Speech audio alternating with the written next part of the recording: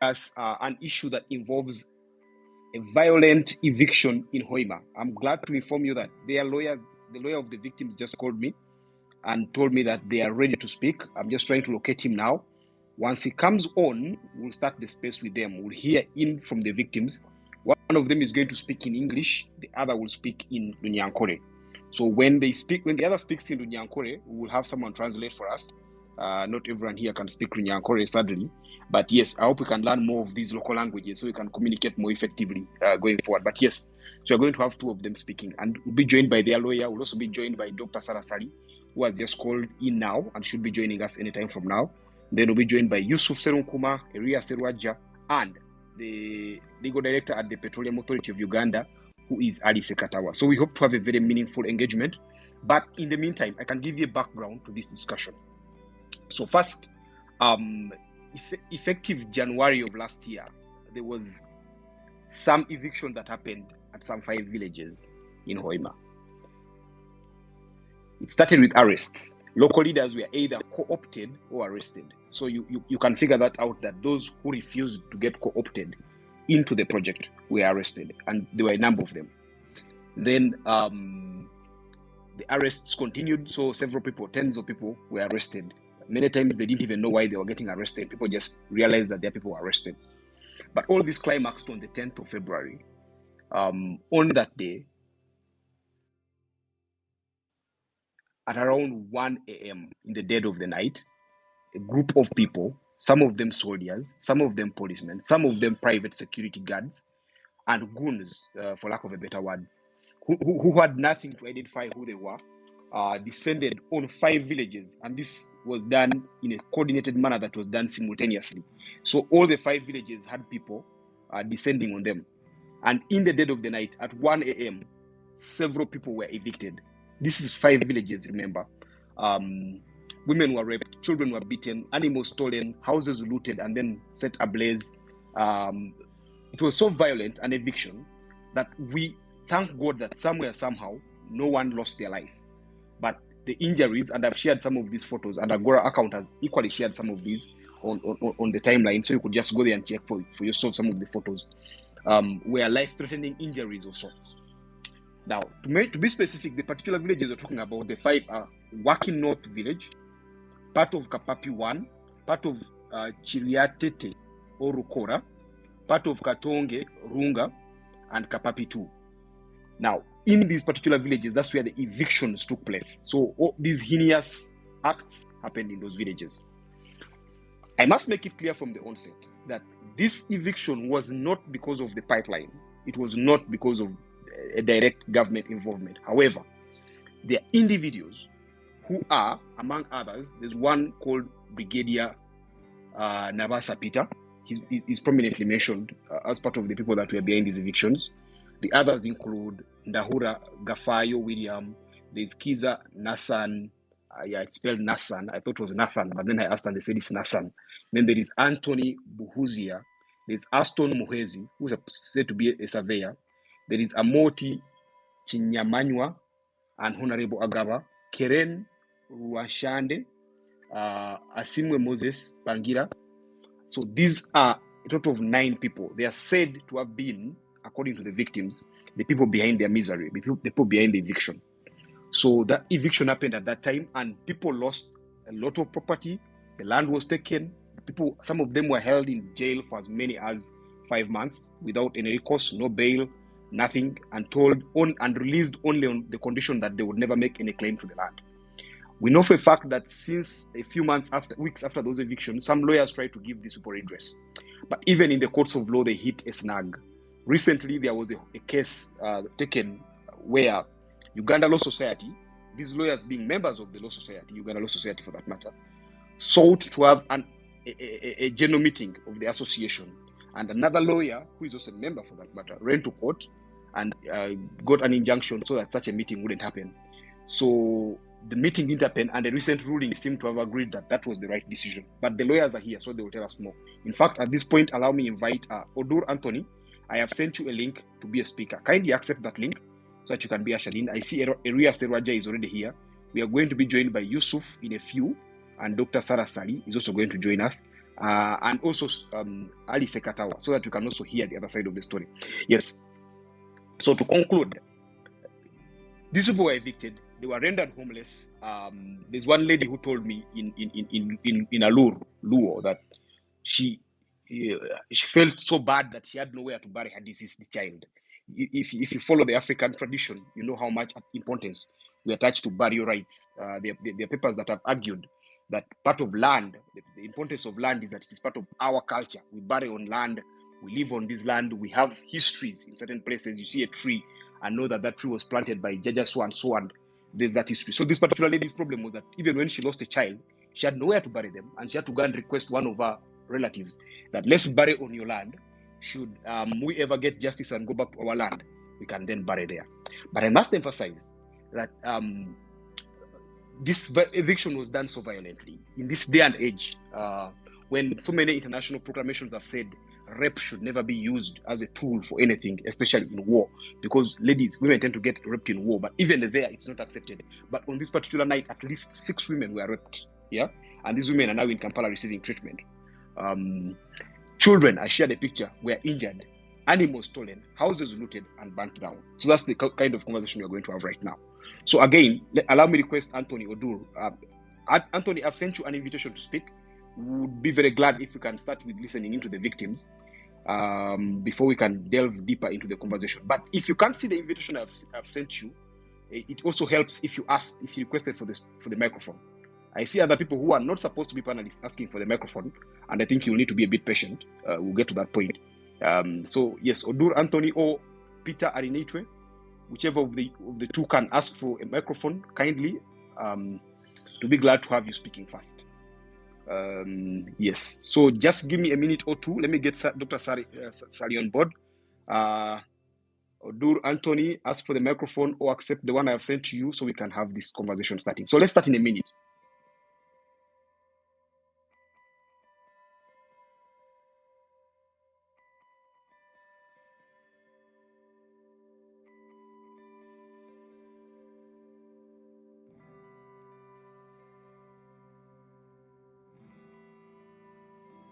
I see your microphone is muted, just in case you're trying to speak or you're speaking.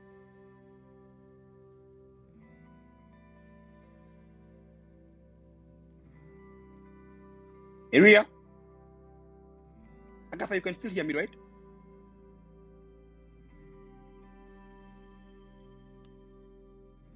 Patrick, can I be heard?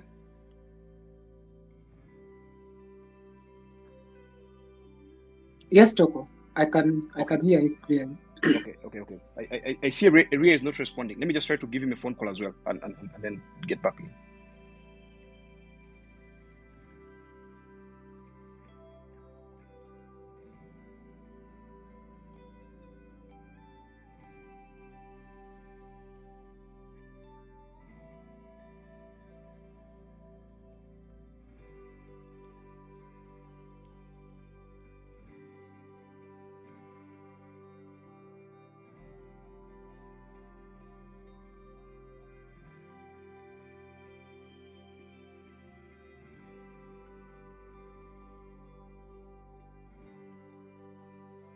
Okay, Ria, can you hear me now?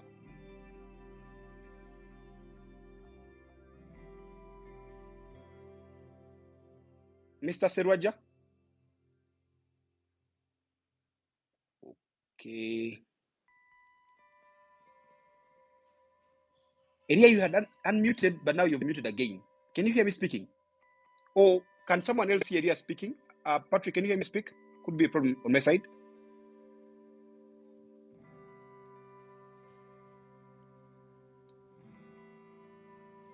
Toko, I can hear you speak. I can't hear any other person because there's no one else speaking. All right. In any case, we now have Odur Anthony, the lawyer. Odur, can you hear me speaking? Yes, I can hear you, Toko. Apologies for joining in. We've been struggling with the gadgets here, but I think we're in a much better place. So we have the survivors here, and I think it's better for us to start off with the survivors, and then once they're done with their story, then we shall chime in. So without wasting time, let me ask one of the survivors to speak. Only that, Toko, we need some guidance. Who is going to interpret for the listeners? Because there's Runyankore and English, right? Yes, there's one who is going to speak in Runyankore. Agatha will do us the favor and translate. Okay. Yes. Okay. Thanks. So let me just confirm. Agatha, you there? Yes, Godwin, I am here. Okay. So Odur, we can go ahead. Thank you.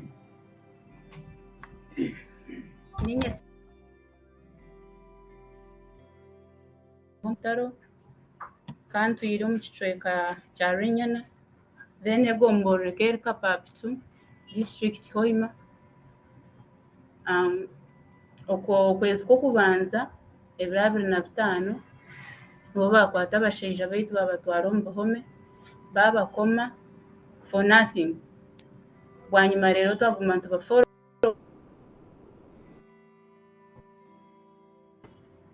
then twabentitiye ebiro byokwenda kubeihayo bagaruka beija batara benyuma bayotya amaju gaitu okwezi kwa kabiri 2010 okay bayotya amaju Odur, Anthony bagotya abashaija baitu bakomirwe. Anthony, yes please. Sorry, so how do we do this? Will she speak? Yes, Godwin, I can hear you. Yeah, I just want to confirm, should she speak throughout and then Agatha translates? Or Yes, I was... Agatha, which one works best? Should we translate part okay. Or... Agatha? Maybe Agatha should guide us. Yeah, that's... I see she's muted. Because I wouldn't want us to lose part of it. If she went on and on, probably these parts will lose. Maybe Agatha should... Hi, Godwin. First, I wanted to ask that... Can you hear me now? Yes, you can. I'm not muted. We can. If she went on and on, probably these parts will lose. Agatha, Godwin, can you hear me? Yes, I can hear you very well. Godwin, first, I wanted to ask that... Can you hear me now? Yes, you can. I'm not muted. We can. I am sorry. I think let the lady speak first. Okay. Then I will summarize what she will have said instead of back and forth. Okay, that's perfect. Yeah. Okay. I will take notes and then I will summarize what she will have said at the end. Sure. Okay. So Anthony, that's what you're going to do. Let us speak and then. Okay, we are guided. For maybe like 10 minutes. We are guided. She's guided. Yeah. Let's give her 10 minutes and then I can. Abokuba abantu nibingi abokuza okugamba bweno nekyenda or summarizing. Yes. Ebiri ikumi byokwa kabiri nibo bakwatira abashaija baitu omumaka nibo bayotya amaju nibo bashisha ebintu byaitu batwara ente batwara embuzi ebintu byona ebyomumaka nimwe nimubimanyi amaju gaitu bagotya abamwe tukatwine enda nyowe nkanyine enda nyowe orikugamba bwanyuma kubeizire okushenya amaju bakabebembeirwe Okech Michael niwe chairman waitu w'ekicweka niwabayebembeire ababeizire kutushenyera amaju barimu ndahura gafayo barimu kiza Nathani nibo beizire nibo narebireho nibo namanyire bashenya amaju gaitu batwara ebintu bayotya bashahura ebintu byona babihezaho mbwenu tutwineho kutuura turi aho twine na kunyinja aha mutima ntushasha munonga ntwenda mbwenu ngo abantu batehereze obuyambe other government President Museveni yanabura atuyambe mutehereze mutuyambe abana baitu tubakushoma tutwineho kutuura tutwine mataka turi aho omuntu nogwakufa hati ningira ngo nibamunagabunaga mbwenu twenda ngo mutuyambe mutwere mutuyambe muhure ngo nimutuyambe bakatuhamba abakazi bakatuhamba abana enda zaragamu nyowo kura nyowo nkazara kubi nkazara habwemba bazamukama zonka bakantera omwana yakikama nazara kubi mbwenu hati ninyenda ngo mutiyambe na hata abashaija baitu nibabahiga nibatukwata omukasheshe na nyenkyakare nibatuhiga nibatukwata mbwenu mutiyambe mutusasire mutiyambe gavumenti etuyambe abaana baitu bakaruga aha mashomero nibatukwata.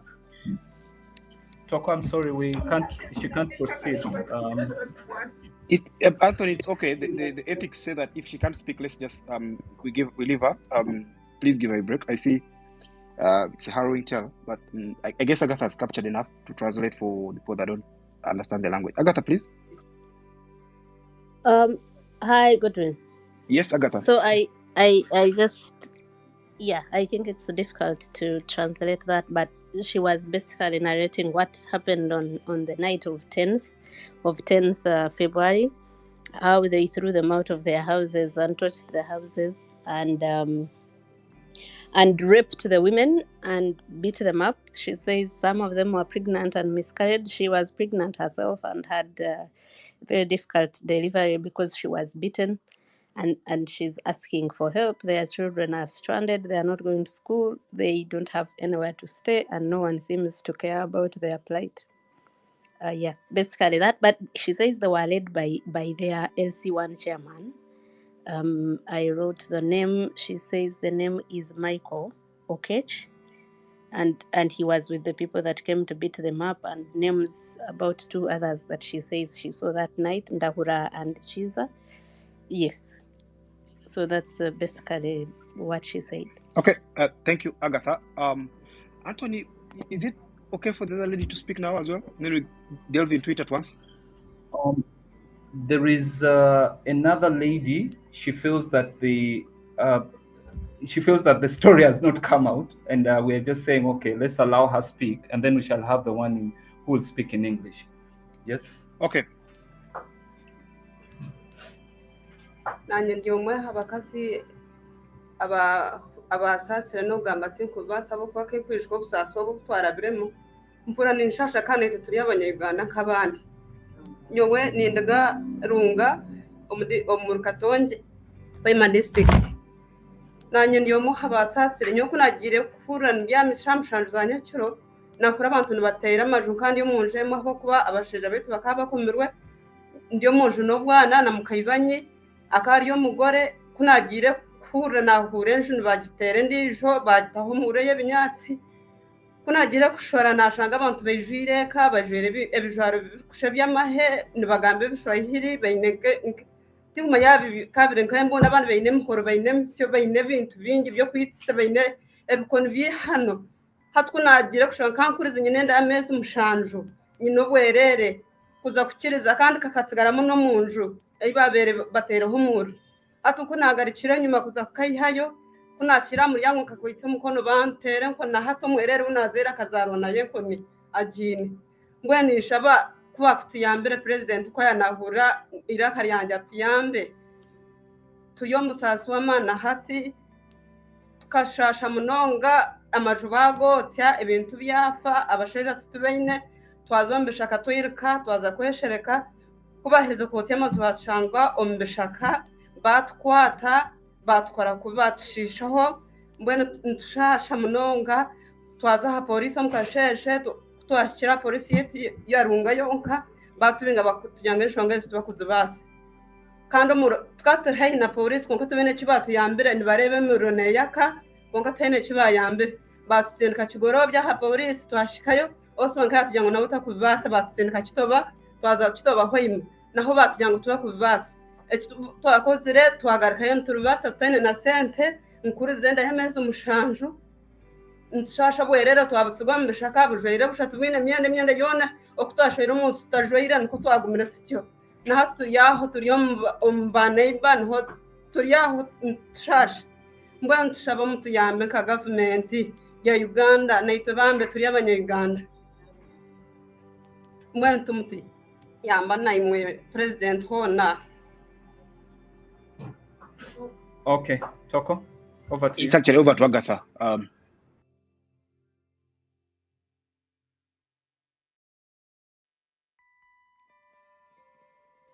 Agatha, just in case you're speaking, your microphone is muted. Yes. So she says the same things, but yeah, in a more vivid way. That they were in bed at 1 a.m. and started hearing noises. She went outside and saw people dressed in army wear, in army clothes, speaking Swahili. And they threw them out of the house. They beat them up. She was also 7 months pregnant. She says the child she gave birth to was born with a deformity because of how she was beaten during that time. They ran away and hid in the bush where they were followed. These people followed them in the bush and raped them and beat them. And in the morning they ran to police. The first police station they went to is called Runga, which is near where they live. And this police station, they told them they can't manage that case. They were sent to another one called Chigorovia, which also told them, the OC also told them they can't manage the case. And I think they went to a third one, I didn't get its name, and they all said the same thing, and they were forced to walk back home on foot with no money and nowhere to stay, no clothes, no property at all. All this happened while their husbands were in detention, because they first arrested their husbands and came after the women and young children that were left behind. Okay, thank you. So, Anthony, should we get the third lady as well? Yes, the final okay, one. Let's get the final one. Then she will speak in English. Sure. Yeah, she will speak in English. Sure. I'm a resident of Kapar. On 25 January, those people, they start to arrest our husbands. After arresting them, on 10th February, they came at midnight. They broke my door. They found me when I was asleep. Then they took me from inside. They took me outside. They slapped me. They raped me. But they raped me when I'm pregnant. I wait for the morning. Early in the morning, I went to police station in Bulisia. I told the Oath police what had been happened at the midnight. He sent me to Kigorobia police station. Then I found Oath and his team. I told them. They say that all five among Kapapi, among five is not there. Five of affected people from Kapapi is not there. I should go to Kitoba. Then from there, I'm very weak. I don't have money to go to Kitoba. Then I turn back home. My husband gave me some medicine. But now, I feel full of pain in my heart. I have nothing to do because we don't have our land. Our land was taken by those people. We have no source of income. Our children, they are not going to school. We have nothing to do. We are suffering. We are hunger too much. Now, my request is, if government is hearing us, they should help us. But now, we are in court. Court is not giving some help. We are suffering a lot. Over to you, Toko. I think that's it for now. There are others, but I think we should allow the discussion to go on. Thank you. Thank you very much. Sad stories there. So, Yusuf, I have sent an invitation to speak. Dr. Sarah Sali should join us soon. I see Aria is already here. But then I'll turn back to you, Anthony Odur. This last lady says the courts haven't been helpful. What does that mean? What does she mean that the courts haven't been helpful from your perspective as their lawyer?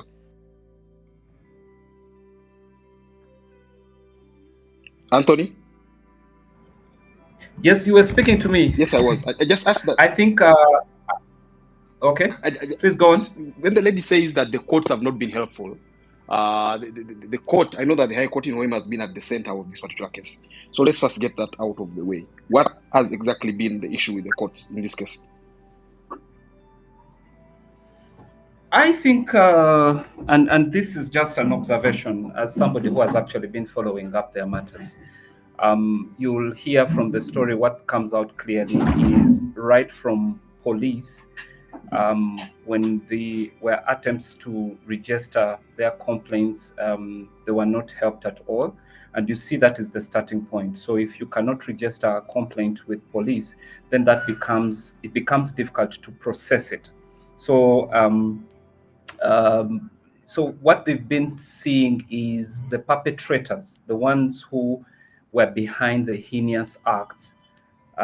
They've actually received immense support from, for example, the police and the army, whereas for them as victims, they've not been given an opportunity to actually report or even have their matters properly instituted by, by the justice actors. For example, the DPP sanctioning those files, or even the police officers investigating these complaints. Because if a complaint has not been registered, it is clear, it's just logical that it will not be, there's no file, so there's nothing that will be acted on. They'll not actually sanction a file because there's no complaint at all. So the point is, right from police, they've not gotten assistance. And so if you're going upwards, so definitely you'll not get the support from court because there's no IO following up the matter. But of course, they are able to see that the other side, the perpetrators, are being protected and they are getting the services from the justice actors. Okay, now going back to the victims, I know that you have the victims of the rape with you. Just break down these figures for us. How many people do you estimate were evicted? How many are you representing? How much was the area of land where the evictions happened, and how many people were raped? Now we have about, at least we have about 6, those ones who were bold enough, 6 women who at least were able to confess to us that they were raped. But even to get this information, it was after some time, because I think they were able to gain the confidence over time. But I remember we'd just hear it in passing. But along the way, when they started, believing in the work that we are doing, they were able to open up. So we have at least 6 who were bold, who were able to open up to us. And then about the families that were affected during the eviction. Remember, there were about 7 villages that were affected, and our estimation is over 500 families were affected during the eviction. And we have there are many. There are actually many people that we are trying to help, and of course, now, because the threats are serious, like I told you, like we shared earlier, even the first lawyers who were handling these matters had to back off. So even because of the intimidation, the harassment, the trailing and all that, so they backed off. And of course, some members who were supposed to actually, seek justice also took off because they saw the lawyers also taking off.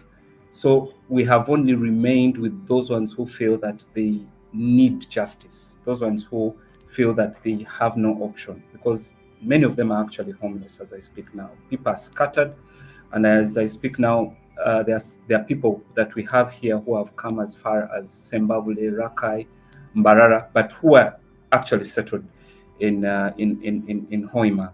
So because of the force, the army being involved, the police being involved, and the RDC, the deputy RDC being at the helm of all these heinous acts, the DPC, Bogere, who was a key actor in all these things, and Magnum Security. So, sorry, there's this background noise. Maybe I may have to stop. Just carry on. It's not affecting the sound. Just finish up with that. Okay. Yes. So, I was saying that, because there's a lot of force, and like I told you, even last December, they arrested some of our witnesses, and when they come and they see the lawyers can't even help when they are arrested in the court premises, some of them give up. In fact, many of them have actually given up because they feel that it is a race that they cannot win, and which is why they are coming out, calling upon whoever is there to really listen to their story and really make, those who are in, corridors of power to come and, at least offer or render some assistance, because, they're just helpless. Because even us, the lawyers, we can only do much. You can only go to the court and do what you can, but the threats are real. And as I speak right now, they're even not in Hoima, they're just scattered. Okay, thank you. Let me now move on to Yusuf Serunkuma, who is here. Yusuf, you and a couple of other academics carried extensive research on this particular issue, which culminated into a whole book that I liked reading. So when you listen to the ladies speaking, because you were here all along, and then you listen to their lawyer speaking, and then are there any similarities that you can relate with what they're saying and what you found on the ground when you carried out the research that culminated in that book? Is it changing? Is it the same thing? And what's your take generally on that? Thanks, Godwin. I wanted to suggest that you invite Area first, because he has a chapter called Disposable Humans in the book, which is unfortunately, basically we lost him. So you could come on. As I see her sent me a message on WhatsApp.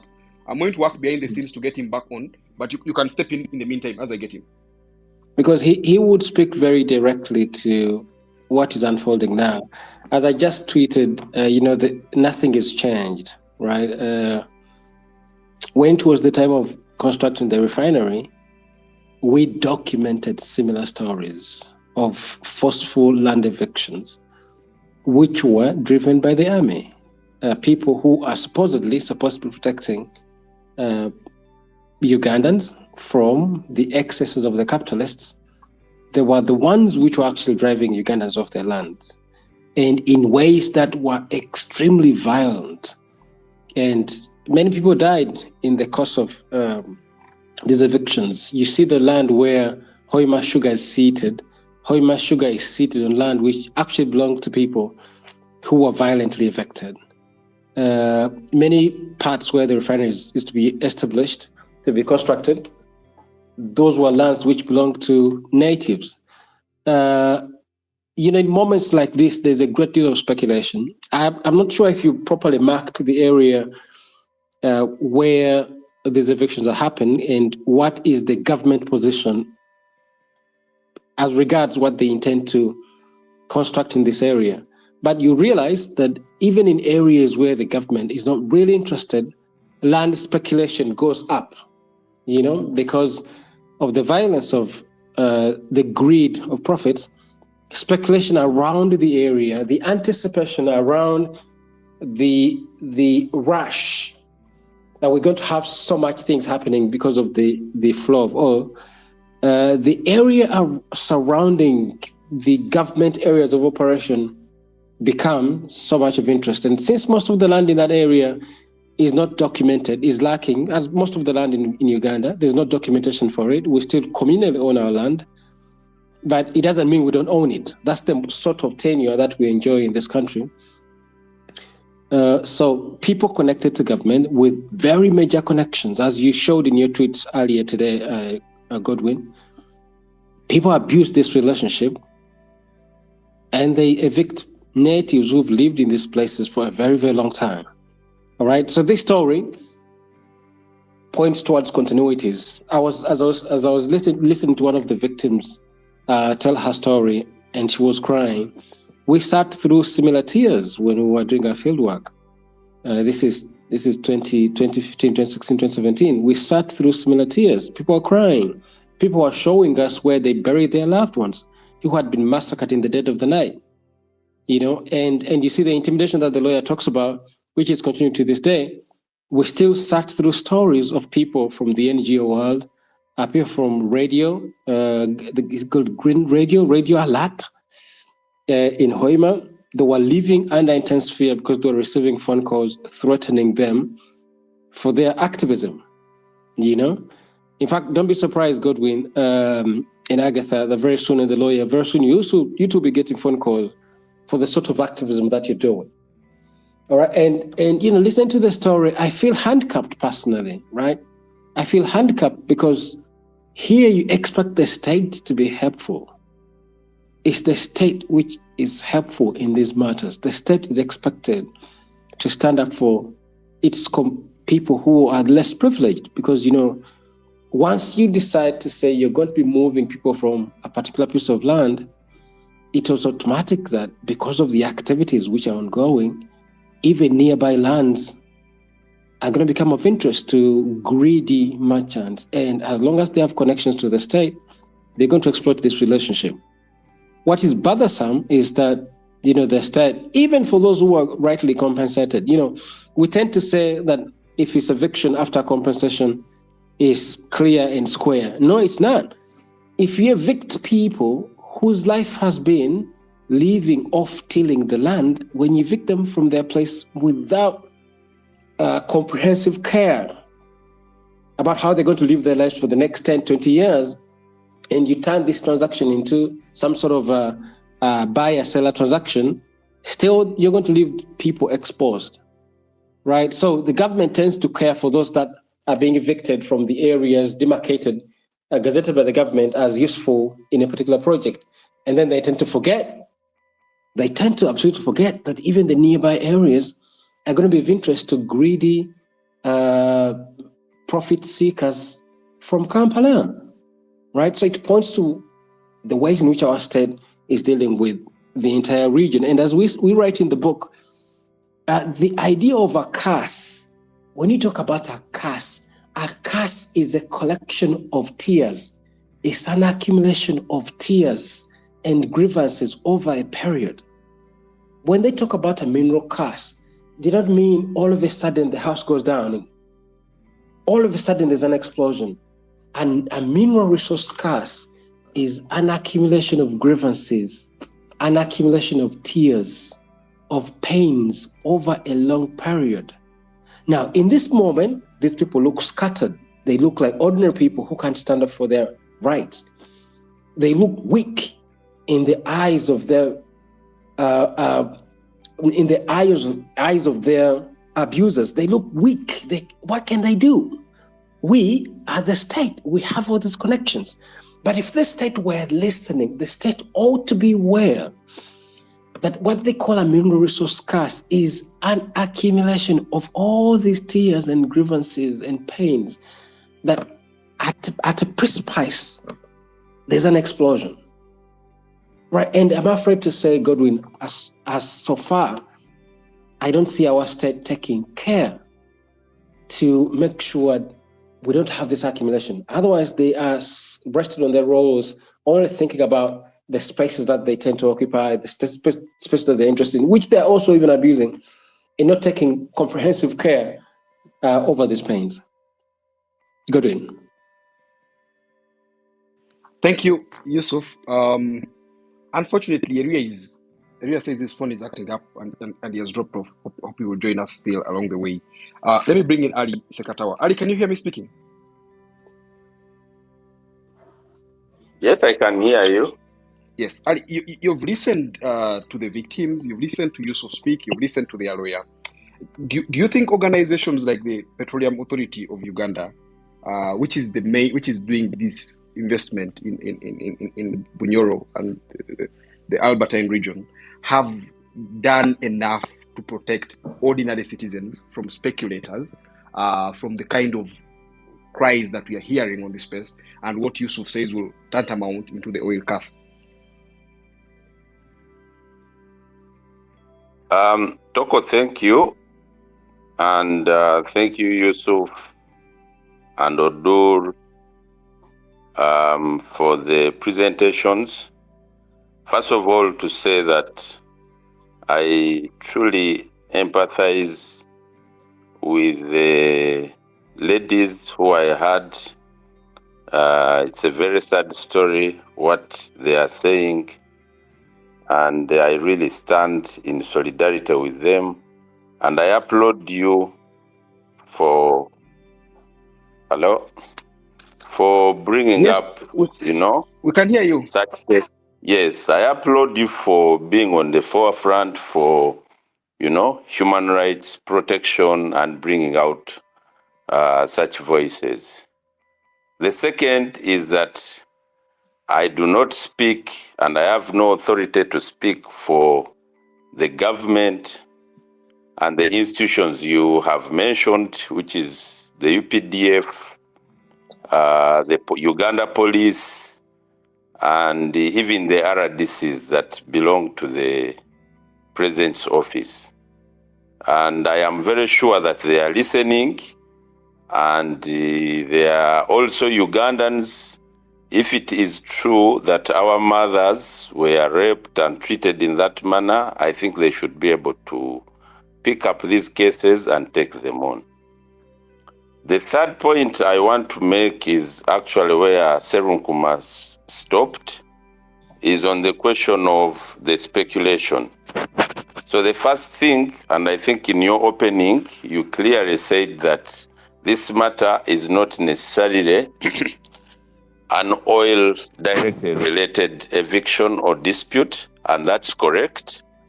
I have been to these villages of Waki and Runga, and I can confirm that really no one who is directly related to the project has been evicted or raped or in this manner that is being said. This is what we call a horizontal dispute, inter-parties dispute. So when you go to the region, you have what you call a vertical dispute, where someone has either is contesting the project or government, and then you have situations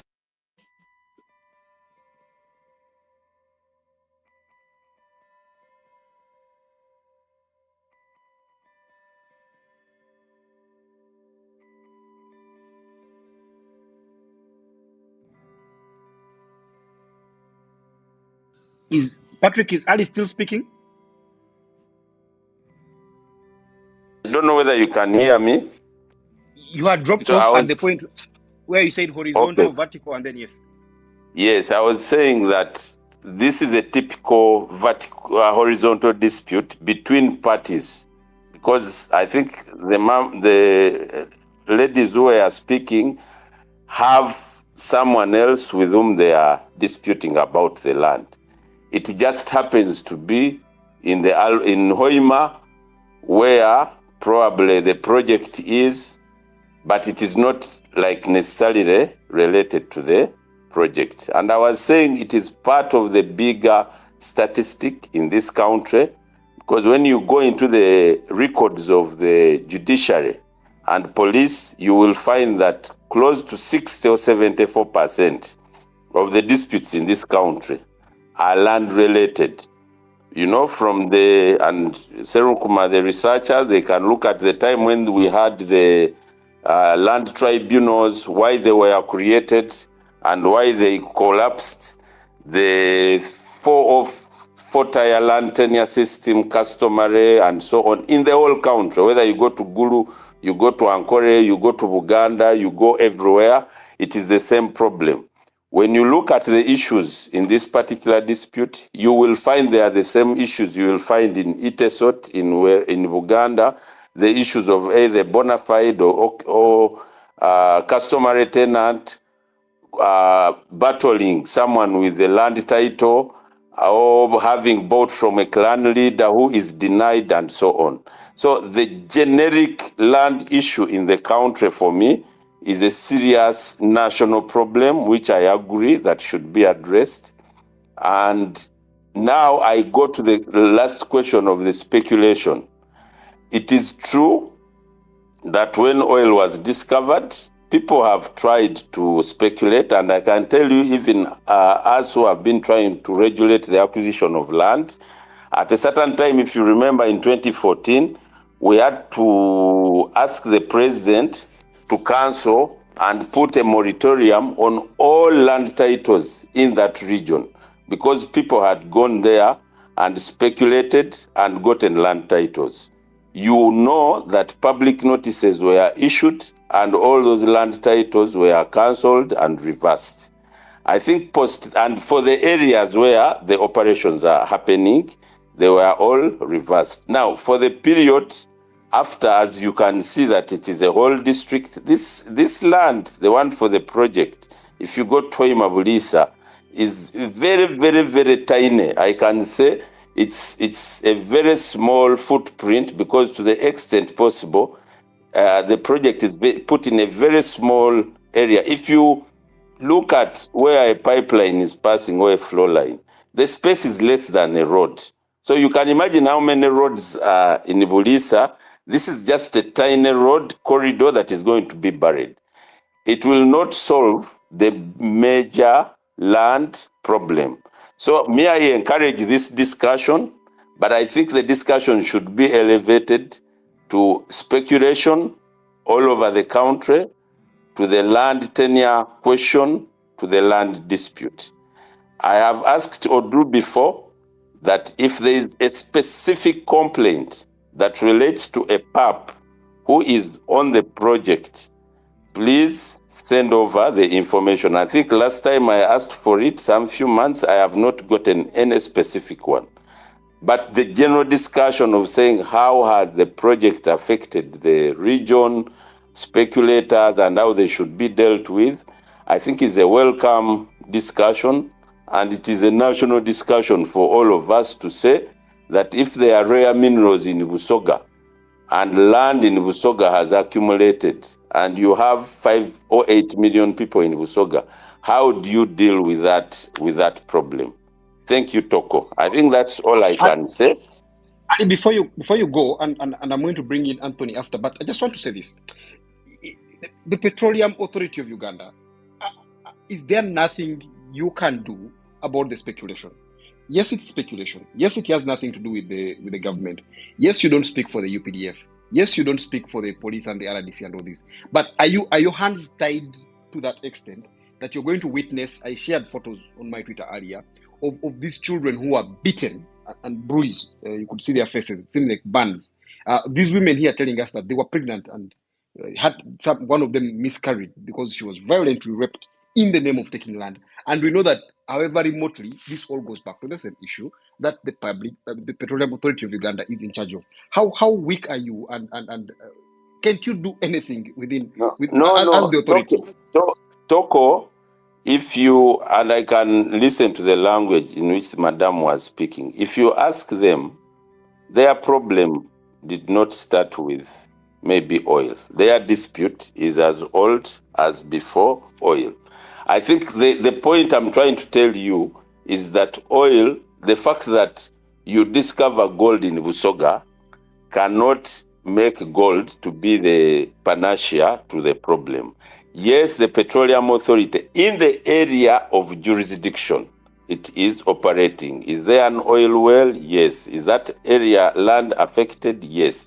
To that extent, it is within our mandate. But we cannot now start, when you speak here on Twitter and someone hears Hoima, you can think that the whole of Hoima is an oil operation. No. We have maybe a mandate on like 0.02 of Hoima, and that's the only. So if there's a problem in Hoima of a national nature, you can't say Petroleum Authority, go, they have beaten someone. For example, none of the pictures you've shared, none of the cases you've shared or whatever, even the witnesses you had, all of them where they are going, whatever dispute they have nothing to do with they are not PAPs, they are not registered project affected area.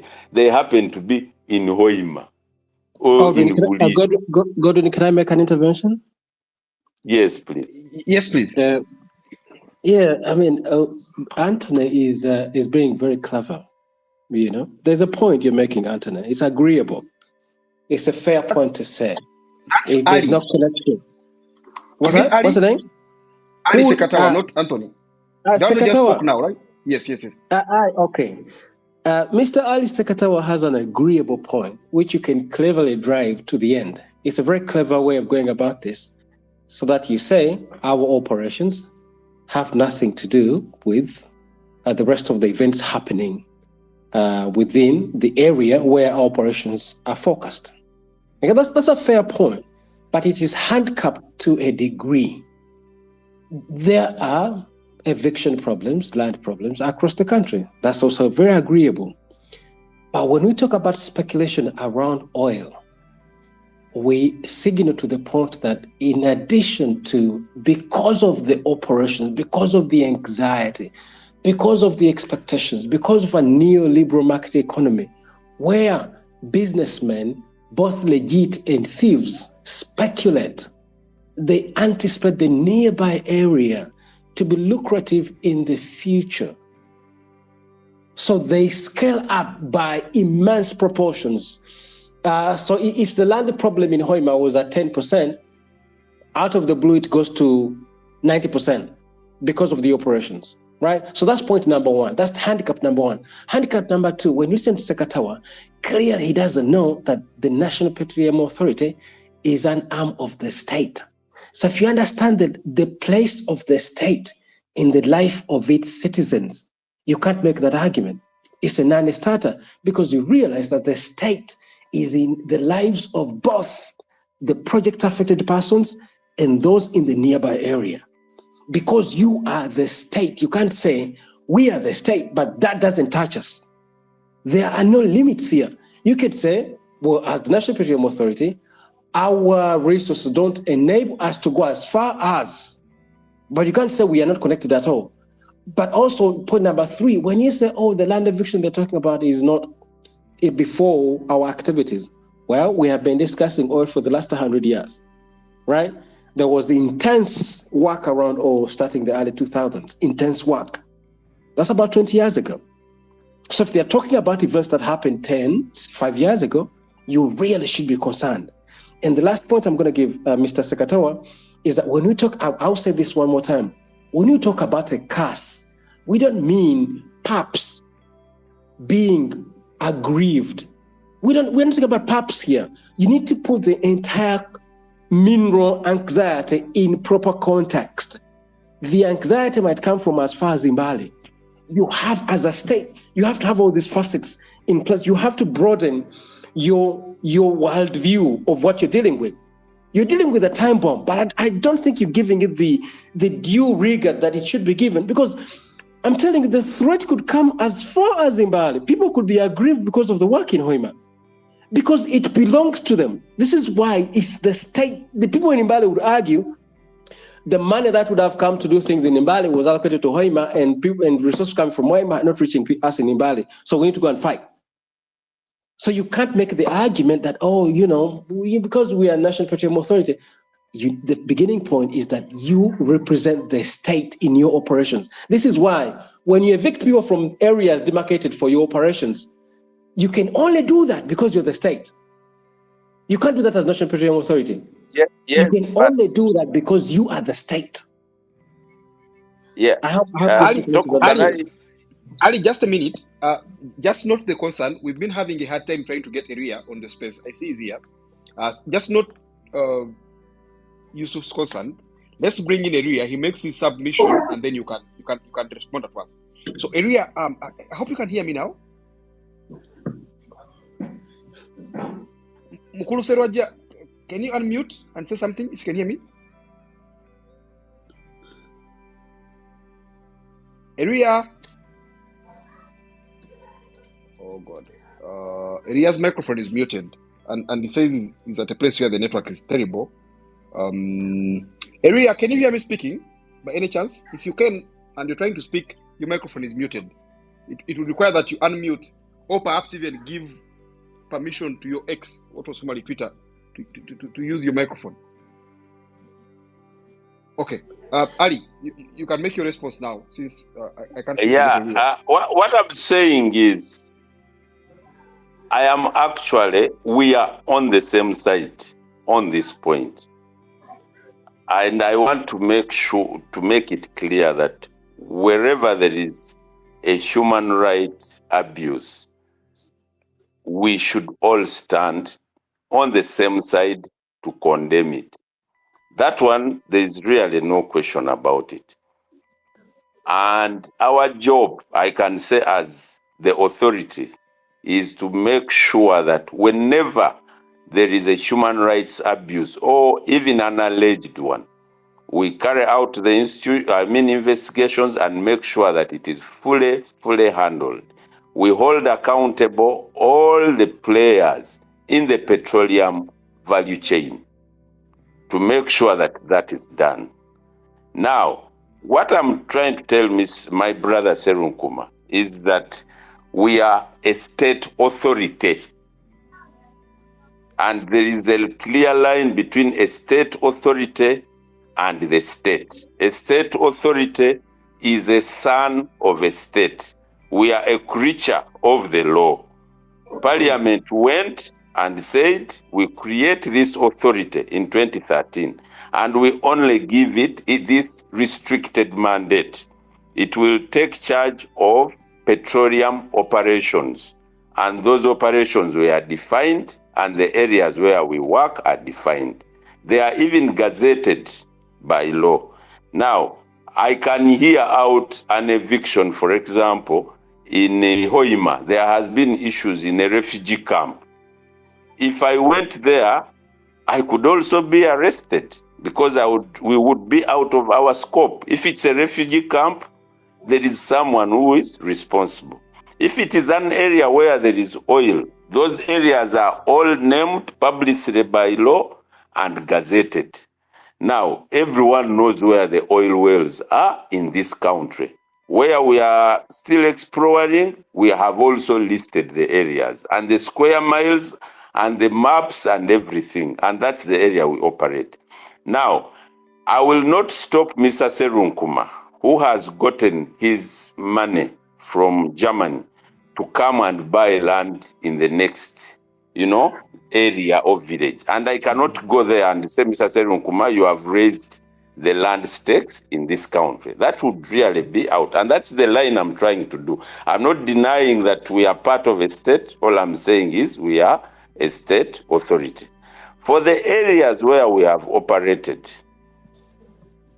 and we can account for each and every individual that is affected, the manner in which he is affected, the manner in which he has been compensated, the manner in which we even require that there are livelihood restoration programs before that person is relocated, even for a period of almost 6 months after that person is relocated. They are taken through financial literacy, they are given training, they are given priority for jobs, they are given the ones who prefer money, they are given the money, the ones who want houses, we have required that they get better houses, even gazetted the houses. Even if you had one Muzigo, you had one Kasisira with your family inside, you get a minimum house of 2 to 3 bedrooms with a water source, a tank, solar, a compound, and a kitchen, all of them built, and they are built out of cement, 9/9s, the one we call, and you've seen them. Any person who is affected, and that person is given a choice. If you want money, here is money.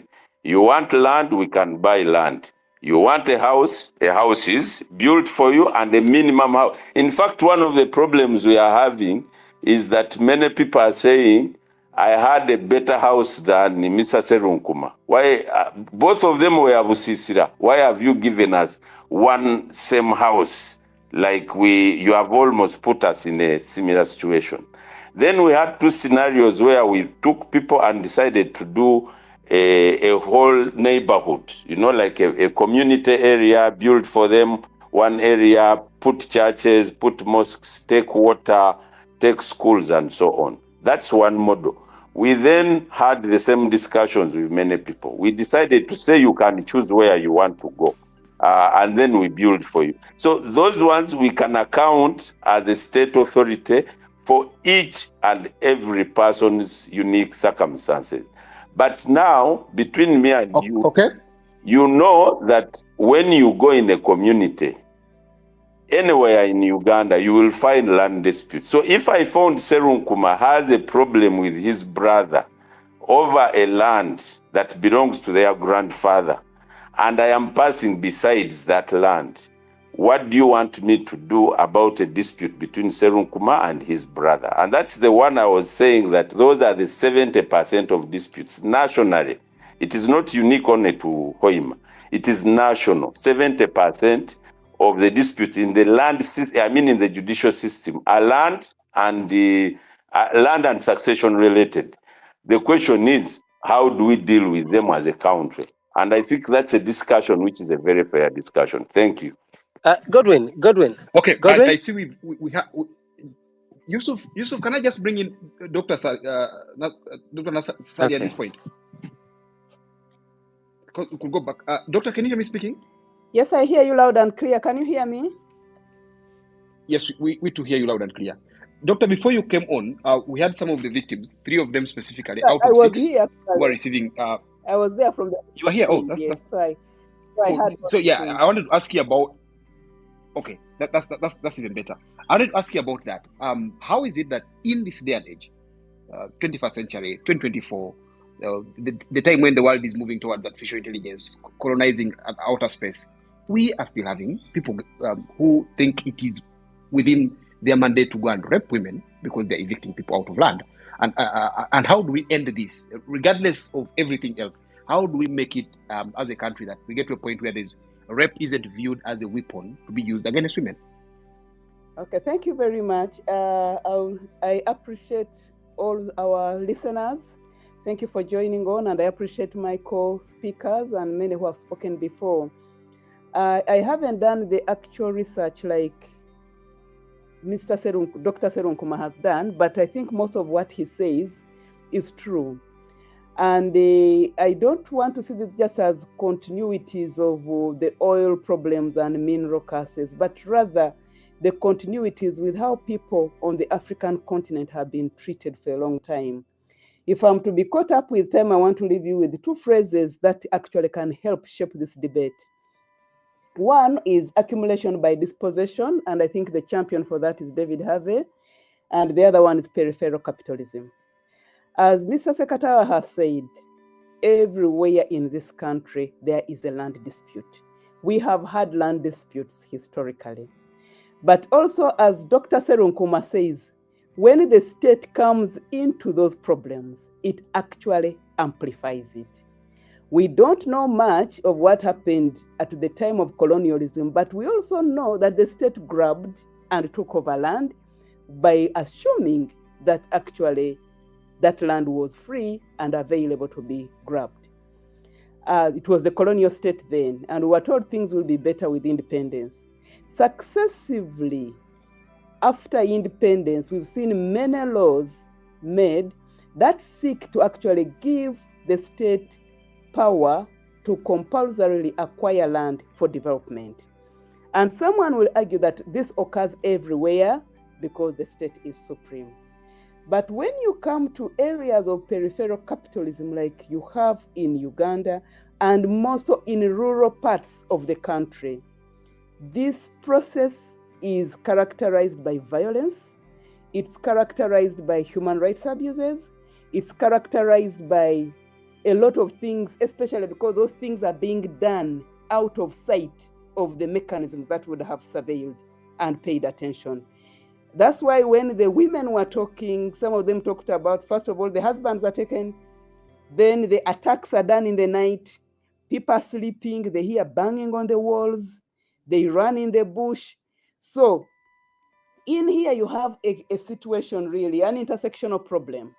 You have an intersectional problem of poor people, they are rural people, and they are peripheral to the state in terms of both distance from the capital, they are very far away, they are rural people.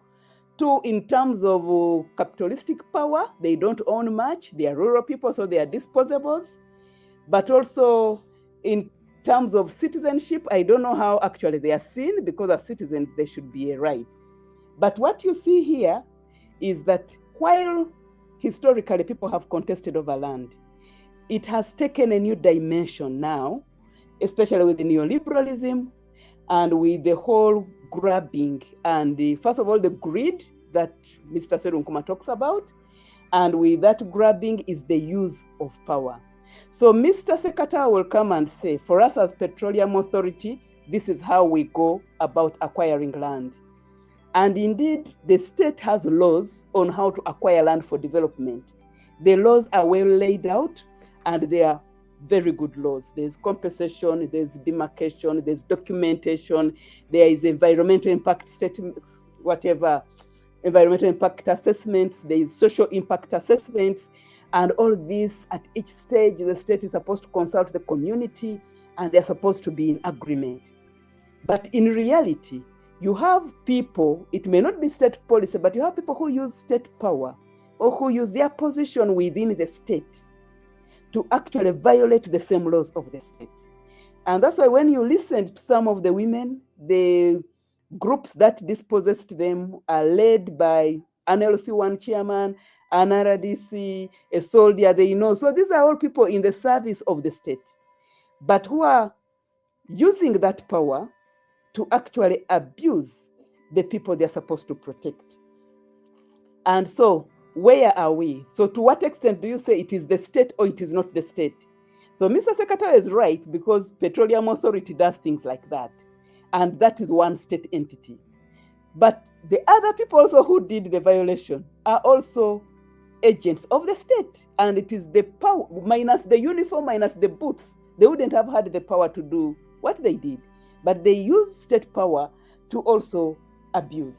So what is happening now in this neoliberal capitalistic system all over the world? All we are really seeing is accumulation by dispossession, which really means a few people grabbing as much as they can, and they are grabbing by taking away. Because you see, land is a finite resource. It's not like you can have as much as you have. That's why it is regulated, because it's a limited resource. You can only acquire a square mile by dispossessing other people of their land. So the speculation is there. But what we should also know, and what those here who work with the state should know, that this is not actually happening only in Bunyoro. It is happening because wherever you have seen a government project come, the agents of the state have used that opportunity to take more than the state requires. A few years ago, I got involved with rural areas. And for me, I don't work in the oil area, but I happen to get involved with rice growing areas in eastern Uganda. And you have a World Bank project, which actually wants a certain amount of land, and it's a limited amount of land. The district leaders are measuring more. And when you talk to the officials who are supposed to implement it in Kampala, they have a different story. So the question then is, how does 450 acres translate in 8,000 hectares? And people wake up in the morning, they have mark stones in their land, and when they have these mark stones, then they try to question, and actually it's like the same pattern. Whoever questioned was threatened with imprisonment. Those who persisted were actually imprisoned, okay? But these things are occurring, but it's really occurring largely because I think when it comes to the protection of the citizens, there's been a level of abdication by the state, by claims that these are individual feuds, these are people complaining, and we need to develop. But I think the state needs to pay more attention on how is land being acquired for development. But also we need to pay attention to another question of how actually the agents of the state on the ground are using legitimate projects of the state to acquire more than actually what the state requires. And this will continue becoming a problem if it's not arrested, because our population continues to grow. More people are seeing the need to invest here.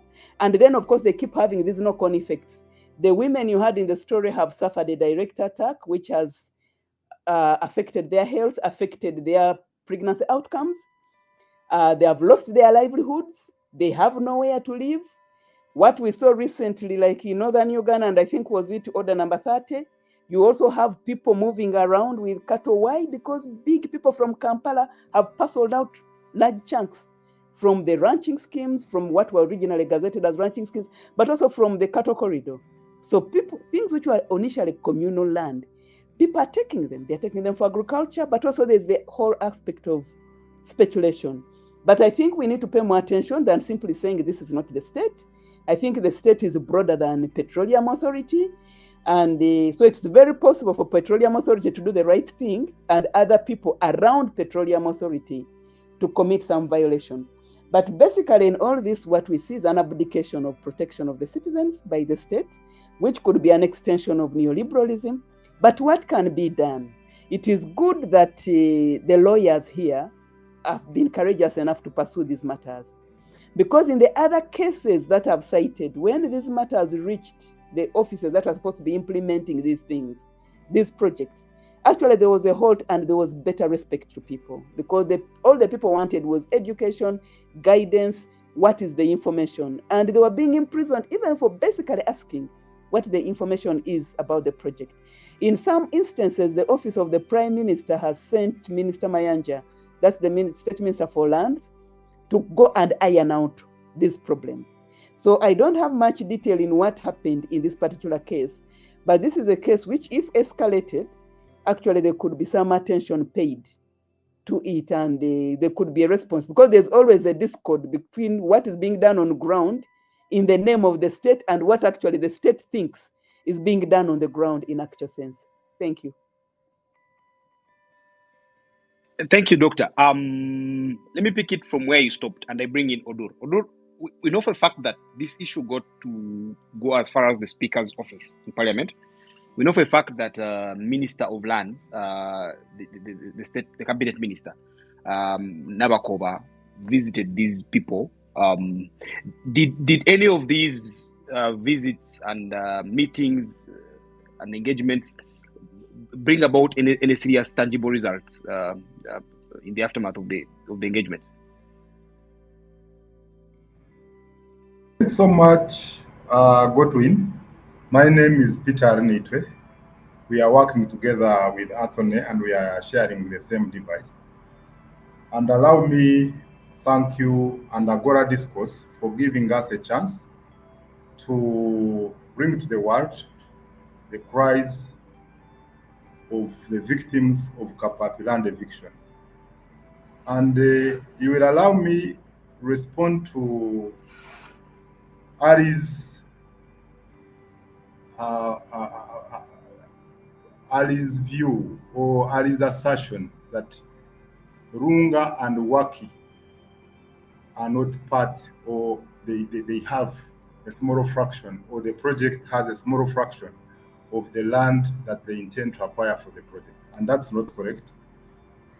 Because among the people we have here in the room, Godwin, we have 6 of the women who are part of whom you have heard yourself speak. And we have 4 of those community leaders, including one of the area chairman and then one of the chairmen of the association that brings together all these victims currently. Now, out of these 10 people, 2 people are coming from Runga, 8 people are coming from Waki. Now, if you look at the resettlement, the Tilenga Project Resettlement Action Plan 4, which they call RAP 4, it clearly brings out the areas which are going to be affected, village by village, and brings out the acreage of the land they intend to acquire for not necessarily the pipeline, but for their extended activities, which include feeder pipeline, mobile camp, feeder pipeline right of way, feeder pipeline heat trace power stations, and access roads. And this is among the villages they list in that RAP. If you go on their website, you'll find it. You'll find village number 35 is Runga, and village number 37 is Waki. And the total land which under that resettlement action, the land reflected which they are going to acquire in those specific areas is 29 for Runga, 29.445 acres. That is close to 30 acres. And 37, you have 30, in Waki, you have 32.89 acres. So it's not true that the project is not affecting the areas where these people are evicted from. I wanted that to be clear.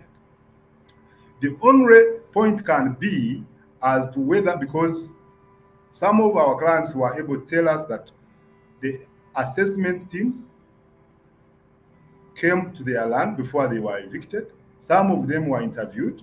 Some of them were listed. We don't know whether those lists have since changed, because after the eviction, now it becomes hard for us to locate who is on that list. And that's why the question you raised, even during our last Twitter space, we cannot respond to it, because we don't know, particularly for this particular area right now, what lists do they have and whether those lists have been changed after the eviction. Now, allow me to respond to the question of the visit of the minister. And for me, that's where my point is going to be. We want the government of Uganda, because Godwin, what we have gone through in defense of these communities has been an ultimate test on the two of us as the lead lawyers for these victims, on our career, which we have never had for the time we have been in legal practice. One, I want to call upon the government of Uganda that you can't have 500 families taken away from their land, and people are starving, people have nowhere to plant crops because some of them were crop farmers. Women have nowhere, families have no shelter, children are not going to school. Their properties were destroyed. Some of them were cattle keepers, with some more having more than 100 herds of cattle. These speculators or land grabbers brought lorries, carried their cattle. Some of it they slaughtered and fed to their goons after committing those atrocities. And no politician, for the 1 year we have been in defense of this community, no politician from Hoima, from this region, has come out to ask us at least, or to come and express moral support to this cause. It is disheartening. But we have the Prime Minister coming from Bunyoro region. We have now key ministers coming from Bunyoro region. These people have members of parliament. None of them has come out, even to voice out, or even to raise this matter on the floor of parliament. Peter. Yes, please. Let me hold it there. I know for a fact that the people affected by this eviction went to parliament and met the speaker, that the Minister for Lands now visited them. Is that true? No, that they do not visit. They made a petition. Okay. They made a petition, and in response to that petition, the Minister for Lands visited them actually in the aftermath of that eviction. And some media houses carried that story. The minister was appalled by what he found on the ground, because people were sheltering in public spaces, in forests, and she made orders, or she made directives that people should be reinstated back on the land. And nothing came of that? And further made orders, because by the time she visited, people were still on remand. Because what we are talking about was now a syndicate of where you have the police participating directly in the eviction. You have the police frustrating the victims of the violations from accessing justice by having their complaints registered. You have now the resident state attorney sanctioning trumped up charges instead on the innocent victims to assist the perpetrators to take over this land by keeping these people in detention. And you have the court actively ensuring that these people do not, because you did investigation, Godwin, even you would find that their national IDs were targeted as a weapon, because they knew without a national ID, it becomes hard for you even to apply for bail or even to stand surety for them. And it became a challenge for us as lawyers. Every time you come to apply for bail, you find their wives don't have a national ID, because the same was targeted, the same was banned.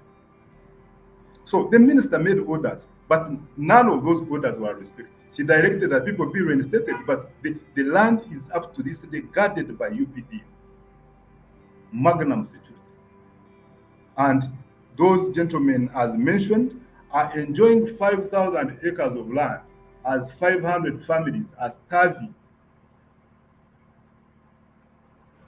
So it is true, the Minister for Lands, and I wish Godwin would follow up with her and say she made the promises. Has she followed up to find out whether the directives she made, what happened? Okay, I get that.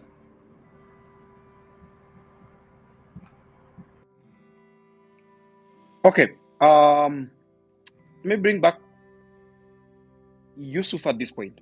Yusuf, are you still with us? Yusuf?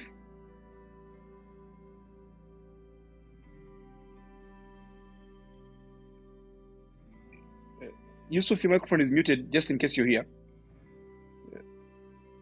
Ali, are you here with us, Ali? Yes, Toko, I'm around. Okay, briefly, you heard what doctor said. He said that we must be very concerned, and I mean Dr. Ali in this case, that people are using state resources. People are using their connections to the state to follow up and then do what you categorize as the speculation, and with that causing untold suffering to the people of Uganda. I still insist that perhaps there is something you people can do about that, and she seems to say the same thing. At least you should watch this. At least issue statements. At least do something. And you guys seem not to be doing that. Where exactly is the problem? Thank you.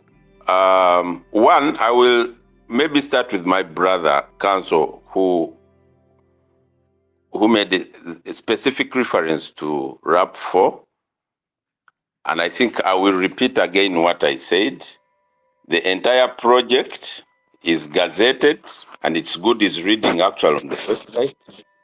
And all the PAPs up to the last person is accounted. I think I've appeared before here, and I have actually specifically sent my brothers a specific request to say, if you have a PAP called Toko William, please send to me so that I can be able to verify. And I think he has conceded that he has not. I can tell you we have accounted for all the PAPs. The project, as I indicated, passes through that village of Wachi and the one he mentioned, but it is a village just like how you say pipeline passes through Mutukula. And Mutukula has 5 square miles that are in dispute between Group A and Group B. But for the particular part where you're passing, which, as I always say, is as small as a road, like Mutukula Masaka Road, the people who are on that corridor are fully accounted for. Either they have been compensated or they have signed an agreement, a dispute saying, I have a dispute with this person, put the money in an escrow, let me fight with him. When we finish our battle, I will come back and do what? And pick the money, the winner will come. But as a project now, you cannot go and enter a dispute of the entire Masaka district. When you are compensating a portion of only Mutukula Road, that pipeline is as small as Mutukula Road, but assuming there is a dispute in the whole of Masaka. So that's the first point. Ali, I agree that it is that area is. Yeah, and now the second, just a point. Yes, if you don't mind, you seem to have done a commendable job in that regard. What we are saying in this particular case is, let's not look at those people that were directly under the need to be compensated by Petroleum Authority. The people like the ones we are talking about in this particular case, the ladies you had speaking earlier, who were raped, who miscarried, who were displaced, who slept in the bush, and all those. When it comes to such ladies, is the authority 100% helpless? No, we are not helpless. And I said on the point of rape, I stand 200% with you. But rape is not even a matter for the RDC and what you Toko know that the rape cases in this country, according to the police report are close to 3,000 or whatever number, and they belong, it is a matter for the state, the police, the DPP, and if someone is not doing his job, I stand with you that that person, regardless of whether it is Guru, wherever, that person should be brought to book. That one is not negotiable. It has been part of our law since independence. The one of human rights abuse, I fully agree with you.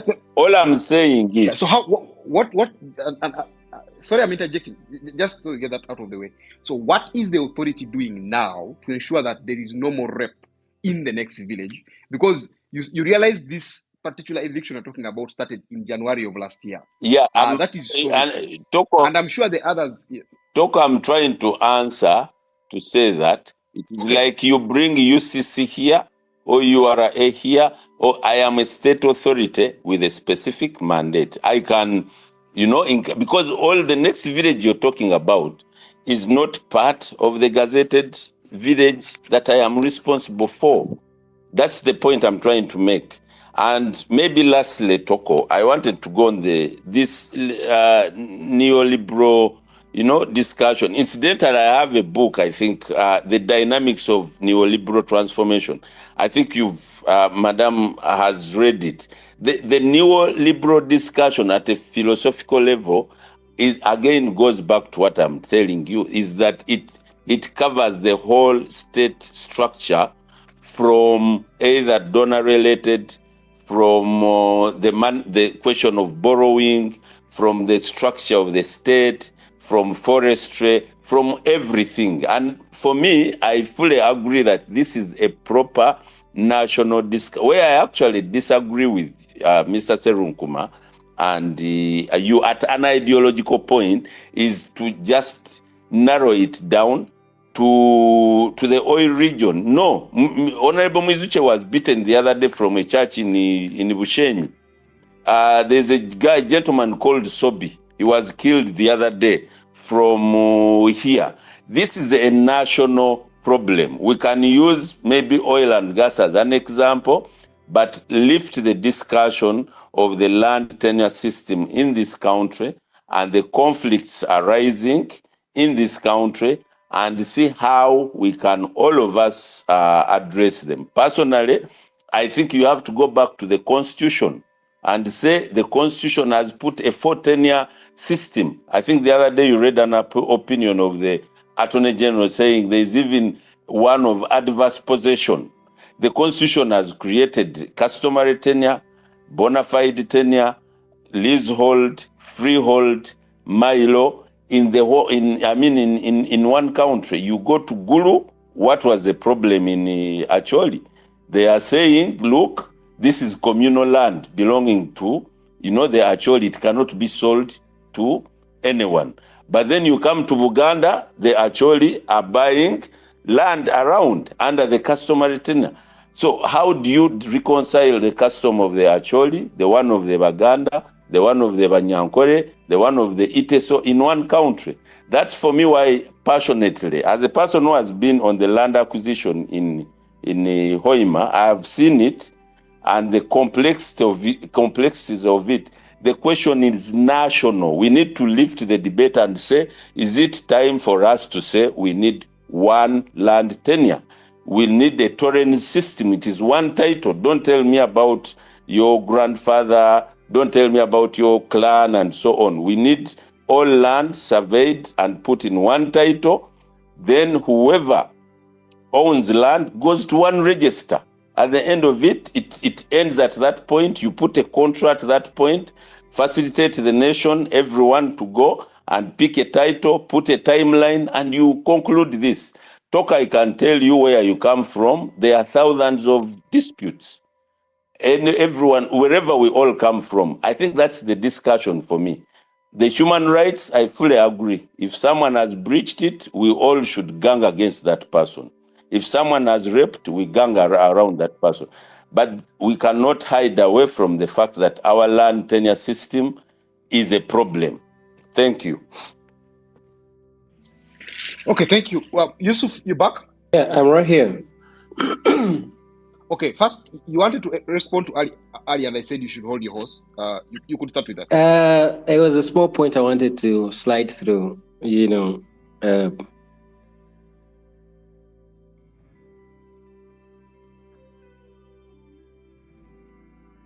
Ali seemed uninterested in the ways in which people around Hoima and the surrounding areas talk about their work.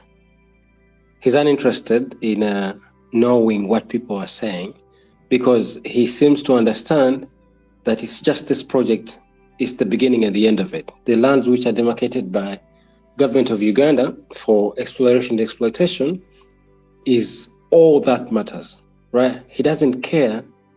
He doesn't understand that what bothers most of us is the possibilities of violence and the treasure that we're looking forward to not being a treasure as we think it should be. Because we ought to care about what people in the surrounding think. Because the success or failure of earning from this project doesn't come from the project itself. It's a complexity of so many issues, and all these issues have to be integrated. Okay, but I don't want to drag this point too much because clearly I think Ali is convinced that it's just his project. He called himself, he called National Petroleum Authority the son of the state, and he doesn't understand that if a snake gives birth to snakes, all of them are snakes, and the project is the same. And I'll leave that there because, and it bothers me that the people who are charged with being responsible to these things don't care. Because if the state sent you to a war zone, you can't say, well, I'll do what I'm supposed to, but you're in a war zone. You see, you can't say we will do what all we're supposed to do. We don't care what the other think about us. Because everybody's looking at you, and their actions, their sentiments matter to what you're doing. And that should be an integral part of whatever mission National Petroleum Authority defines as its mission. It should be, you should be aware of the environment in which you operate.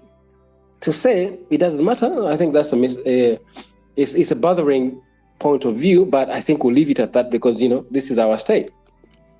The second point which bothers me is that I think we've conflated injustices to a discussion of land tenure, right? And I listen. I'm sorry, I'm going to be responding to Ali at present.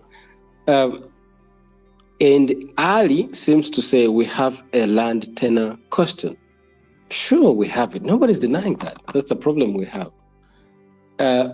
But is no way that couldn't be the explanation for a violation of people's rights to a particular form of tenure, right? I think if Ali infected himself with what it means, what the sorts of land tenure that legal in this country, customary tenure is legal in this country, and the mismatch between, say, areas such as northern Uganda and western Uganda and Buganda is there. We live it every single day because of the colonial history that, the land in Buganda was clearly marked, there's documentation for it, and elsewhere there's no documentation. It doesn't mean at all that the people in those areas have no claim, have no interest in the land. And if you abuse that interest, because the Constitution of Uganda recognizes customary tenure. So the discussion is engaged on the type of tenure that you found in place. You can't then conflict and say we have a land problem, so we need to discuss the land problem. No, there's a recognizable tenure in Hoima. So we need to discuss the injustice against the tenure which is already in place.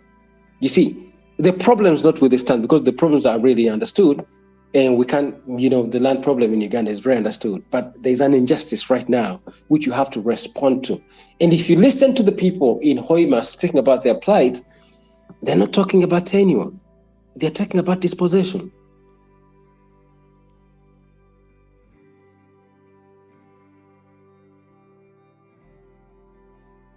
You see, they're talking about violent dispossession. They're not talking about resolution of the forms of tenure, right? So we need to deal with the elephant in the room, which is accumulation by dispossession, which is the thing that the state in collusion with capitalists from Kampala and nearby areas are involved in.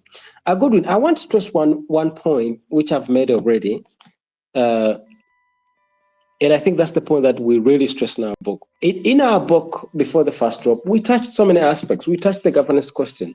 We touched the plight of children. We touched the plight of women, specifically women, right? Children whose schools have been demolished and they now have to walk 20 kilometers to find a nearby school, who have simply abandoned school, right? We touch many things. We touch environmental degradation. If you interest yourself in reading our book, it's a wholesome understanding of the area and the way the area connects with national, regional, and international interests. And I think the institution called National Petroleum Authority should have employed or should have a department which is responsive of both the local, national, regional, and international interests in how these, conflict and eat into each other. One of the cases that Area writes about is by a foreign company, McAllister.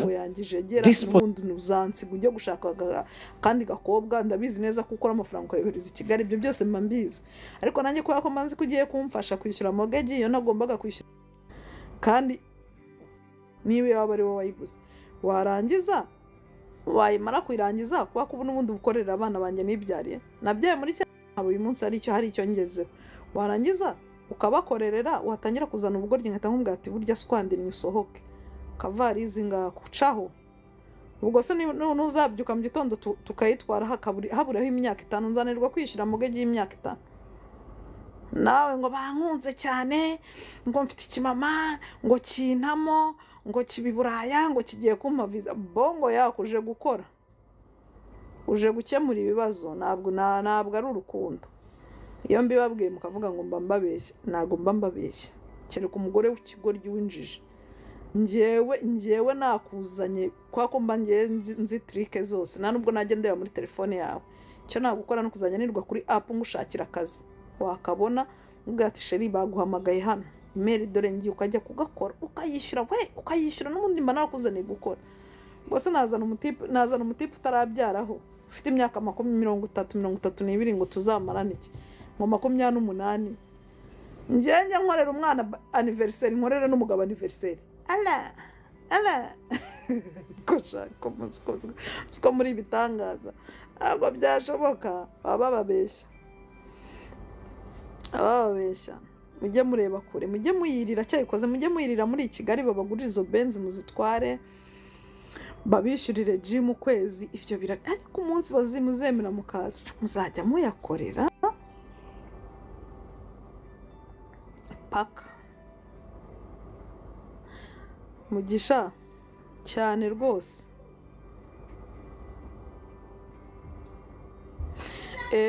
Mugisha ntago ari ukuvuga ngo ni igicu, ntago baba bibizi. None se reka nkubwire, nuzaza ukaza ukansanga mu nzu nkakubwira tugomba kwishyura uzabyanga nyine, kuko ntago baba babizi ko ibyo byose bibaho. Waba yumva ko yaciye akaziriko kuva hehe, ariko wapi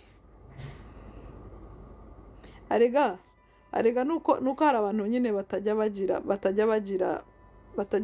batazi kubara, ariko ubundi nta gihombo kiba kirimo da kugushiramo ibihumbi 30 by'idolari ukaza ukazankorera ibihumbi 300 by'idolari, nta gihombo kiba kirimo. Reka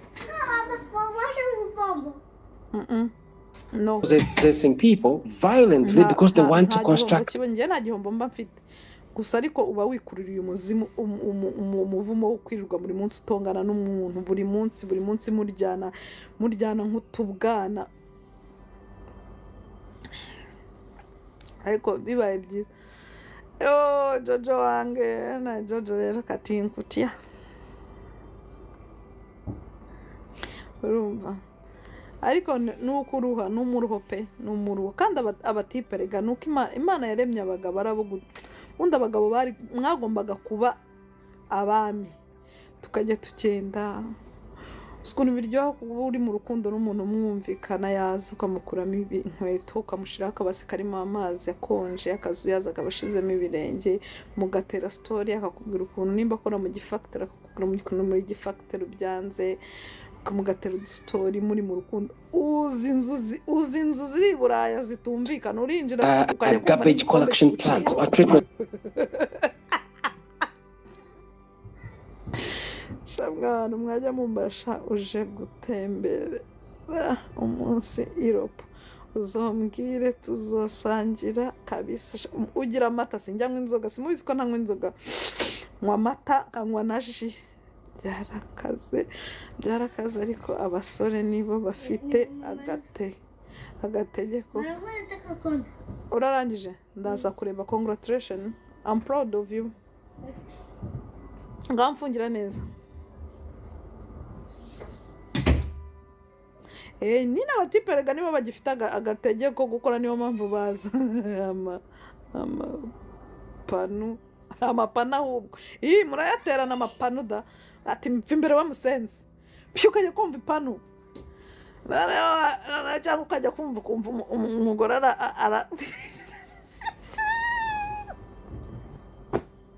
hari umuntu wandikodingi hari umuntu wanyandikira ambwira rero njye mfite ikibazo umugore wanjye ntabwo dutukana ariko iyo tugeze mu buriri aremera agahamagara nk'umuntu akamubwira ibibazo byanjye dufitanye aho kugira ngo abibwire umuntu direct agafata na telefone uzi wa mugabo nta kimvugisha uzi ko ajya agenda atanyweye breakfast uzi ko ubanza akabibwira umuntu paka hagira gute aho ashirira umujinya wayo utabimubwira thank you Marayika wayo utabimubwira njye wansanga mpagaze hejuru ya garderobe cyangwa se hejuru ya dining imeze nka ninja I'm proud of you ngafunga nawe I'm proud of you I love you too I love you too okay njye nta mpamvu yo kumaramo umwuka njyewe umva ngushatse nkakubura nabyuka mu gitondo ukansanga ku meza meze nka deband uri coachinga kugira kuguruka nk'umwati na boss turabivuganaho cyangwa ntabwo tubivuganaho ngiye kubana n'umuntu ndakariye sinzi nimba nanabona n'ibitotsi kubana n'umuntu utamvugisha sinzi nimba byanampira kubera ukuntu nzi bifuta ngira n'ukuntu nzi kwiyenza nta nubwo byanashoboka. You have how many children? I have twin. So nje rero ntago nakwemerera ko uruhuka matiti unayona wapi wewe na wewe Mungu Yesu unashindwa kuangalia vingine unaona matiti mbona hivyo wewe hoya nukuri wala ibyo nibyo wivugirana na weho narakubonye umutima wawe umeze nk'uwa gahinja no njye mutima niyo mpamvu nababwiye njye umutima wanjye ndawuzi sinshoborana n'ibintu bindemerera njyewe Imana njye yandemye nk'igikoko cy'ikizungu ndi igipondezi this is not in the area of the refinery, this is a different area. By international interests are now coming into and playing into ihakana na mama wambyaye nkanamubaza n'amazina y'nkayibagirwa so ngiye rero ntinya guha umuntu time yanjye cyangwa umwanya wanjye kugira ngo mbeje so rero ngiye niyo mpamvu ntajya niha abantu cyambere sinkunda umuntu mbeshya kuko nanjye sinjya mbeshya ngerageza kuba umuntu utabeshya the entire area of our expectation around all and disposal people of the land just to establish na muntu byanda mu kuhungu yagutereta gukamwangoye ngo iravi kugira ngo uzuze umurongo ubona wapi ibitavamo ngiye ntibivamo iwanjye so nta mpamvu yo kukuzana nkubeshya ngo ndagukunda kandi ntagukunda. Australia mwamikazi nta mpamvu yo kukuzana ntagukunda nubwo ninzakubwira ati cyaza gatuza uterura cyane ngwino nkorere rwose ngende umva umugongo wanjye usigaye amajeke adafunze neza ngwino dukore nta kikuzanye nta bindi birenze no gukora period nabyakoza kuvuga ngo to construct a sewage ibyo birahinduka kandi ngomba kugusobanurira ko hano nta marigara haba hano ari ugukora nk'agapunda ariko umukobwa aza hano yaramenyere kuzajya abona akamiliyoni ko mu Rwanda akavuga ati ibihugu birimo amafaranga we kumbe yawe jaju nta makuru uramenya cyese niyo nabibabwira n'ubundi se ngiye ko namenyereye abantu bo kuntuka ngewe ndakubwira nkakubwiza ukuri ukantuka none ubu nsigaye nzi no gusubiza muri comment ngusanga wanditse igikomenti kibi kitanshira muri mudu ngukorera video nguha ubu ngiye muri no minsi nacitse fe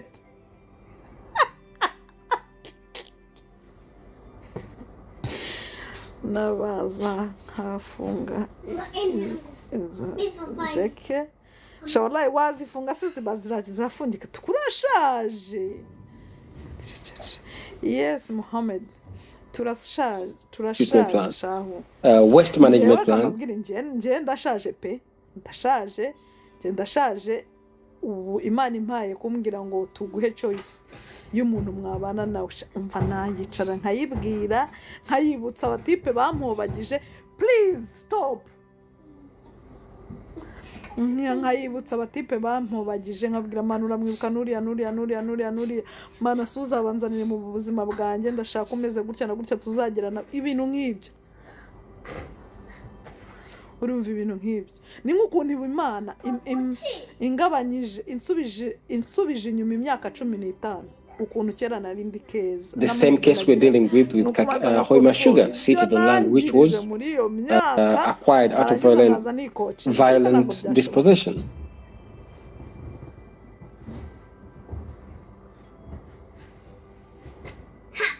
Ndashaje akuye mumbonye mu ntekereza nk'imyaka ngamumbwire mwandike muri comment. The point I'm saying is this.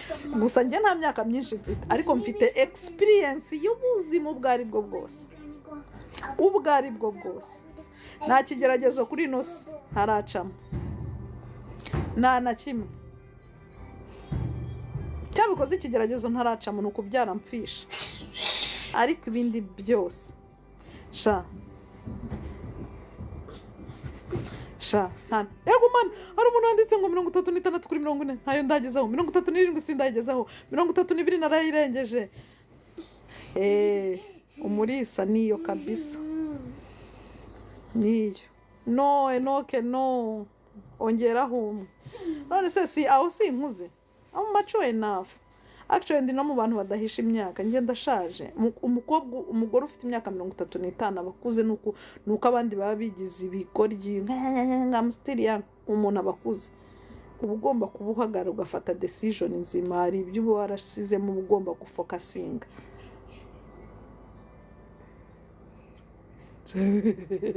ngukuze he waruhinja no ndakuze safi we 40 ubu ndimo ndasenga Imana izangeze kuri 40 hari utuntu ndimo ndabwira Imana muri no minsi izangeze muri 40 ntakibarizwamo.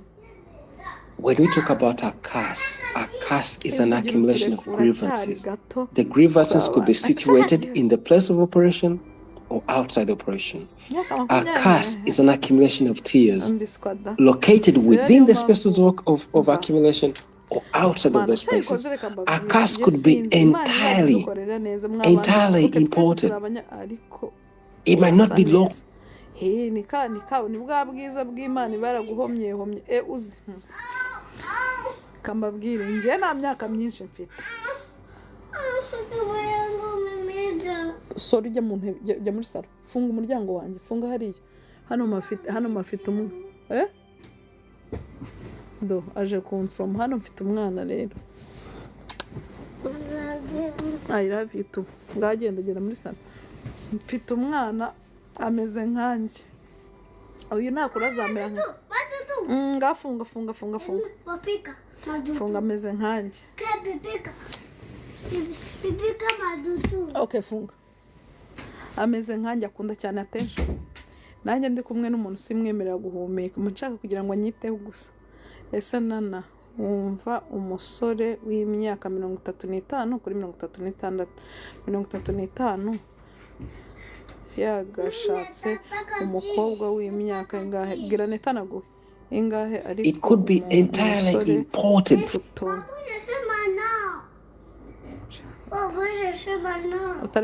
No, ubundi reka mbabwire Nathan ihana da juice reka mbabwire umusore w'imyaka 35 mwabantu mwe nuko tujya twifosinga ibintu umuhungu w'imyaka 35 kuri kino kinyejana turimo nta nubwo bagomba no gusukutura utuzuru twarimo aravuga ibintu byo kurongora ngo gushira mu mago mugende mujye ku mpande mutahe ariko ibintu mu rugo nta nubwo ubundi imyaka 35 and the entire house is set on fire because of imported interests.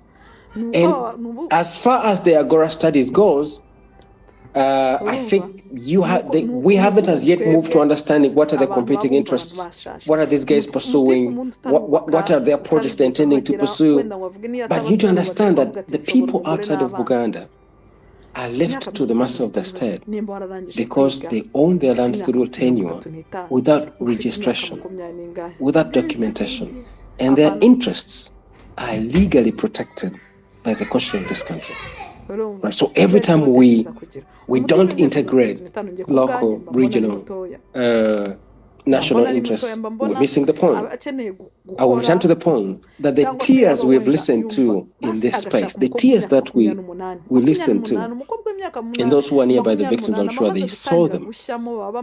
Those tears might look insignificant now, because these are two women without a public profile. Nobody knows them. Maybe we don't even know their names, or we don't even care to learn their names. The tears, these are the random people. Maybe they'll be killed or they'll die out of, the stress they get from these grievances. But we have gathered tears before. Other people have gathered tears before. A man told us in the course of our field work that he wishes he went and committed suicide in the plot of land where he had been asked to move away from. He was wishing to go back and commit suicide in that place. Now, those grievances, after a long period, an accumulation of all of those many grievances, something big explodes into what tends to be called a curse, right? And I would implore folks like Ali Sekatawa, away from appearing defensive and diversionary and being clever and finding linguistic gymnastics to explain all these things, they gotta be aware that we are not different. If we're not careful, we're not different from South Sudan. We're not different from Nigeria's group. We're not different from Niger. We gotta be responsive to these grievances. They are real. They might look insignificant now, but they are real. A random person might wish to go and if you're familiar with the ways in which peasants protest the excess of capitalism, then you need to be more alert. People might, if a large capitalist planter stole land and he's using machines to sort of say a tractor to clear the land, a peasant will just go drop a bar of salt in the machine and it will be dead. A random peasant will just pick a 500 shillings pack of salt and just drop that in the engine of the machine. It'll be dead. That's how the curse begins. So if you look at those random people, insignificant, they have power in their arsenal which they can deploy. So we got to be aware of all these competing interests, and we need to be attentive to the grievances because in their smallness, they actually matter. Godwin. Thank you, Yusuf. I'm going to bring in members of the audience. We have a couple of people that have asked for the microphone. But as we do that, let me just put this question to you, my final question to you. I think you're the best place to answer this. I read this first in your book before the first book, that the evictions seemed most brutal on people who were non-Banyoro, who were being called non-citizens of that area, if I can use that phrase. And it seems true with what I found. Most of the evictees are either Alur, who come from across the Lake Albert, and have migrated there several generations back, or they are people from Ankole, but now we are also hearing the claim that they are being targeted for being quote-unquote Banyarwanda. And of course their national IDs are being banned, and that complicates things more. uwo niyo twaba tumaranye iminsi ibiri twabanye mu kishunge mu gitondo So dusohokanye could you speak to that particular umutipe umugabo utazi responsibility ze repeat the question, Godwin. The last part of the question. What was it? Abo bantu ntago byashoboka ariko kinakumbwe umutipe usambana deliberate targeting of people who are not native quote unquote Banyoro and more of people who are Alur, who came from across Lake Albert, people who came from southwestern Uganda and Kole areas, but who we are also hearing that could be Banyarwanda or being viewed as Banyarwanda, and these seem to be specifically targeted with particular eviction. So what does that say about the question of citizenship in a country like Uganda? Okay, I have two responses to that. First is we're a country of immigrants, right? We have been moving. Godwin, you know my name is Selun Kuma and my other name is Kajura. You see, we've been traveling, right? This is our story. When you listen to the people, the Aru in Western Uganda, they actually, you could call them the natives of that place. We are travelers, all of us who came from some place. The people in Uganda who be called native came from some place. Right? The people have a cosmopolitan ethic in the sense that identities are never cast in place. Every time a language of nativity is invoked, every time a language of nativity is invoked, it's either for exclusion, dispossession, or abuse. Right? You can understand that. The language of genocide is the claim for nativity. Right? It's a recipe for disaster once people start to say things like, you're not native, you're not authentically Mnyoro. It's the language of genocide. It's the language of exclusion, dispossession. It's the claim you're not authentic, you're not native. So my response is that all of us, Godwin, are travelers. We came from someplace. We came from somewhere and now we belong in particular places. Number two is then you got to go back to the point we've been dealing with. When you talk about communal land tenure, you talk about tradition. The travelers from elsewhere, every time they reach places, the traditions of those places accommodated them and made them native. They allowed them to belong. And over a long period, they sort of got conscripted. If I do use the language of conscription, they became conscripted and they dropped the old identities and they belonged in the new place. So you need to understand tradition. So what is the tradition in Ankole that politicians are abusing towards newcomers? Comers from elsewhere. Our tradition is filled, African tradition is filled with accommodating newcomers and enabling them to belong. That's the history of Uganda, that's the history of Nyoro, that's the history of Acholi.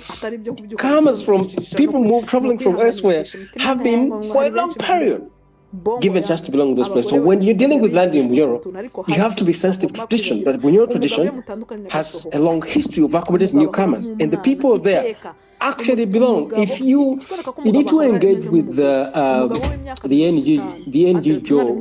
NGO headed by, I forget his name. If Eria was here, I would remember the name. Of Mr. Tsingwide, Bernard Tsingwide, which was advocating for the rights of the people who came there during the colonial period, stayed, and they belonged. Right? So, but I need to issue a warning, Godwin, that the language of nativity, the language of nativity is a very dangerous language because those people have lived in Bunyoro for as far as we don't remember, for as far as we are unable to remember. Some of them moved there because of the tea plantations, right? Because of the tea plantations. Some of them moved there before.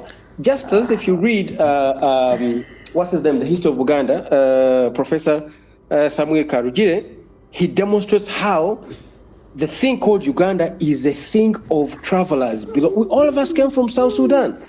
We traveled down from Baal because they were walking down.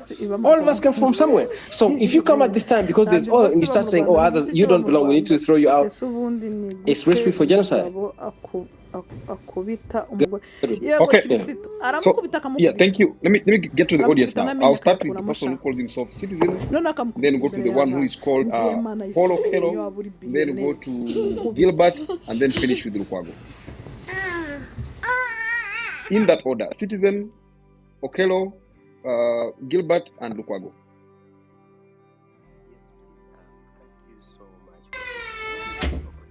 Do you mind, Citizen, if you could be more audible? We can barely hear you. Please be loud. Shana kubwira tamahoro y'Imana bane nawe. Umva ntabwo naguhana time nyinshi yo kuganira nawe ko ntabwo byashoboka. Ntabwo byashoboka. Ko njye umutima wanjye what I want to say is that I appreciate everyone from the word Agora and every participant and everyone who is participating in this process. It is very helpful. It is additional. And it is healthy to have such. Now, anyone ava muri office bamubwira ngo twara moto ngo ngewe ngo wakoraga mu biro ntabwo natwara moto ariko ukibagirwa ko urimo urarengera abana twazanye muri nasi natangira ngewe nzi umugore wakoraga muri Mateus yaranguraga Dubai by then baranguraga no muri Uganda. Their project. So if the issue is not connected to their project, are those people supposed to face such issues with the trauma they can't put in words? No, they can't. Me and you, umugore abaga yavaye nka Dubai yamuzanira ibintu yamara gusinda umugabo yakoraga akazi kuva bamwirukana bakoraga akazi ko kunywa mitsingi agataha saa z'ijoro akajya amutuka yarangiza kumutuka agafata inyundo bari barubatse agafata inyundo akazajya kubika kuda oya makaro yakuye no mu buraya ngo yakuye Dubai inzu yose akayoda bukarinda bwamukiraho yasinze arimo arahondagura amakaro. With the history, with everything, it is NRM government that has contributed in land grabbing. So the way forward is how can we have our country back? How can we stop our people from facing trauma they can't put in words? Right? So some people, how they speak and they think is determined by their salary. So someone is speaking on behalf of himself, and again he's speaking on behalf of the government, and he's saying he's not speaking on behalf of the government. So you're addressing us as who? Okay? If you're saying that you're not addressing us as the government, you're not addressing us state authority, you're addressing as who? You are representing the government because you are paid by the government. Okay, so if you are discuss whatever we are facing, we are in this with you. So don't put yourself aside. Nana ibi usobanuye anyone, please. Thank you very much, Citizen. Okay, so I see Gilbert has dropped. So let's go to Lukwago. Lukwago, you have a minute to make your point.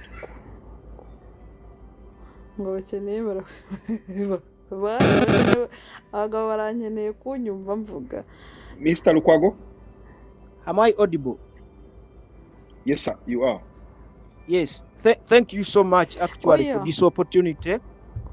I first of all dedicate this discussion to the late journalist Edward Muhumuza, who mysteriously died at a time of releasing his report detailing what he had found out in Hoima in respect to human rights abuses. Okay? Mr. Toko, widespread reports of human rights abuses in Hoima district of Uganda are in relation to the oil and gas development projects in Hoima. Okay? The abuses have been attributed to the Ugandan government, oil companies like Total Energies, okay, Sinok, and Ugandan security forces. So, all the accused parties must front human rights first. Okay, environmental sustainability and human community to address abuses like forced eviction and displacement of communities to make way for oil infrastructure projects. Okay, arrest, detention, and the torture of community leaders and activists who speak out against the project. Okay? Restriction on freedom of assembly and expression as well as intimidating of those who protest whatever mayhem they are going through. Okay? Environmental degradation and health impacts from oil spills and pollution. Okay? Lack of fair compensation and resettlement packages for affected communities. I've wrote about sexual exploitation, abuse of women and girls by oil company employees and security personnel. Lastly, suppression of indigenous rights and cultural heritage of local communities. So, Mr. Toko, all the accused human rights abusers must ensure responsible and ethical approach to resource extraction. My humble appeal to the International Human Rights Organization, actually they must call for accountability, justice and respect for human rights in the extractive industry. We also have the issue of machete, and it resolve the issue of machete wielding men who cut people in Masaka, but it is also believed it is connected to the oil and gas pipelines. Thank you so much, Mr. Toko. Thank you, Mr. Okwago.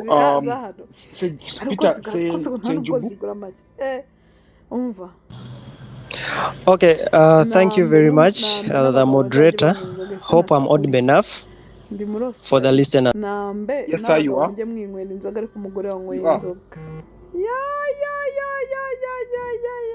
Abikindi wamushakira umunyururu ukajya umuzirika nk'imbwa.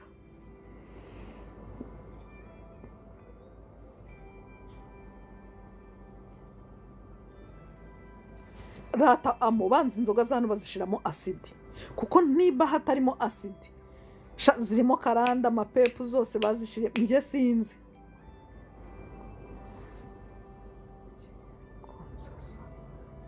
Mbabarira ubyumve ni wowe mugore nasa ngo ni wowe mugore nasengeye ala arekasha ngaho senga ajya gutanga 1/10 n'amaturo kumugeze bitenana ni byiza harimo urumogi ubanza harimo urumogi Peter none w'abagore bina ikintu nasanze biswitchinga abagabo bo muri Afrika nibo banywa inzoga cyane abo ku Buraya nibo banywa inzoga abagore usanga umugore unywa inzoga kavuga ati wow inzoga niyo mpamvu none usanga abantu musanga bise za Heineken ze cyangwa kubisa twatuzina ukamusanga nta kintu waza umubwira wanaguruka atikoraho. I've lost you suddenly. Nambe n'inzoga z'umugabo basizo ariko uzi inzoga ni nziza, nta nzoga nziza ibaho nta n'imwe nabonye.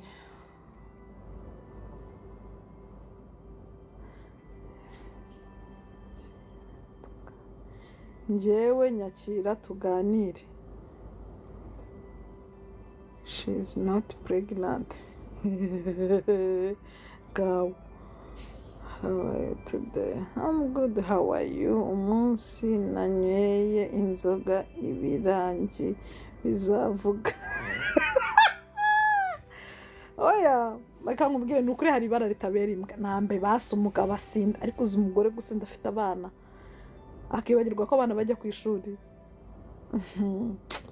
Nambe n'abagabo umugore wasinze n'umunsi mubi. Umunsi mubi Jessica, umunsi mubi. Nziza, umunsi mubi. Ego kirisito hano muri UK inzoga zigura ubusa. Ubanza ngiye sinzi inzoga Australia abamama turasindaga. Abamama barasindaga oya nukuri reka nkubwire umumama wanyweye inzoga afite abana Kabenge abajya ku mavi mujye mugenda none especially aba i Buraya uwo mugore nimba batari intwari aba ari robo. Unmuting your microphone and asking your question or making your comment now. Yeah, Darwin. Even me, I'm Darwin. As we get Peter back. So, abafite abo bantu baba ari intwari ukaryama hangover ikakwica nana ukuri iyi experience yawe uhaye umugabo uzi icyo ashaka wakubaka Imana ikunda abagabo. Yeah. Kandi arega abagabo ni nabo niyo mpamvu Imana yabagize imitwe twebwe ikatugira. Ndibaza ukuntu ataha umubana wapi azinywera mu rugo kubita. I don't like it not. Azinywera mu rugo, yarangiza kuzinywera mu rugo ewana ibiryo mye agaha abana ibigata akabasigiramo ibibureba bakirirwa ibyo noneho yakubitana noneho kanceceke ntago mujya mubabona hano bari ku ma live bari ku nzoga abana bakarinda bahogora ari ku kirahure yimyutura yimenamo kandi bakajya umugabo ukamubaza nisanga hapo ninjoro umwana muzika benge ryamanye na papa ari kuri live ameze gutya arimo aramena ikirahure ku kirahure ugashaka kumaza se ufite akazi hano nakaye kazi ukora hano uri ku kahe kazi umugabo araranye n'abana uri kuri live ushiramo ikirahure utanya cyakoze isi Imana ayo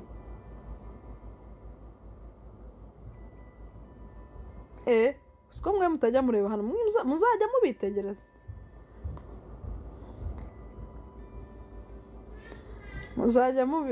muzajya mubitegereza hano uzajya ubibona.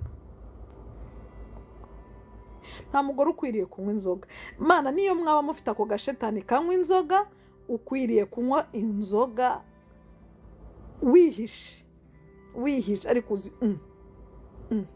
ejo mu gitondo bamwe ngo ngiye kurwara izihe ndwara ziterwa n'amata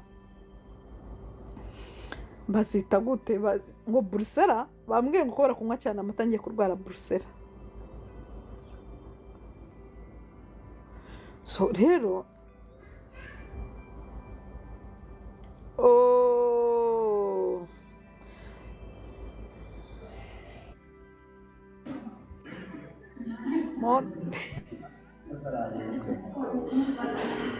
Pastor Mondo bimeze bite? Uri otya? Wimyutinze ariko. Nimyutinze? Ntabwo nyumva. Niyo utambaye kuteri. Niyo utambaye headsets.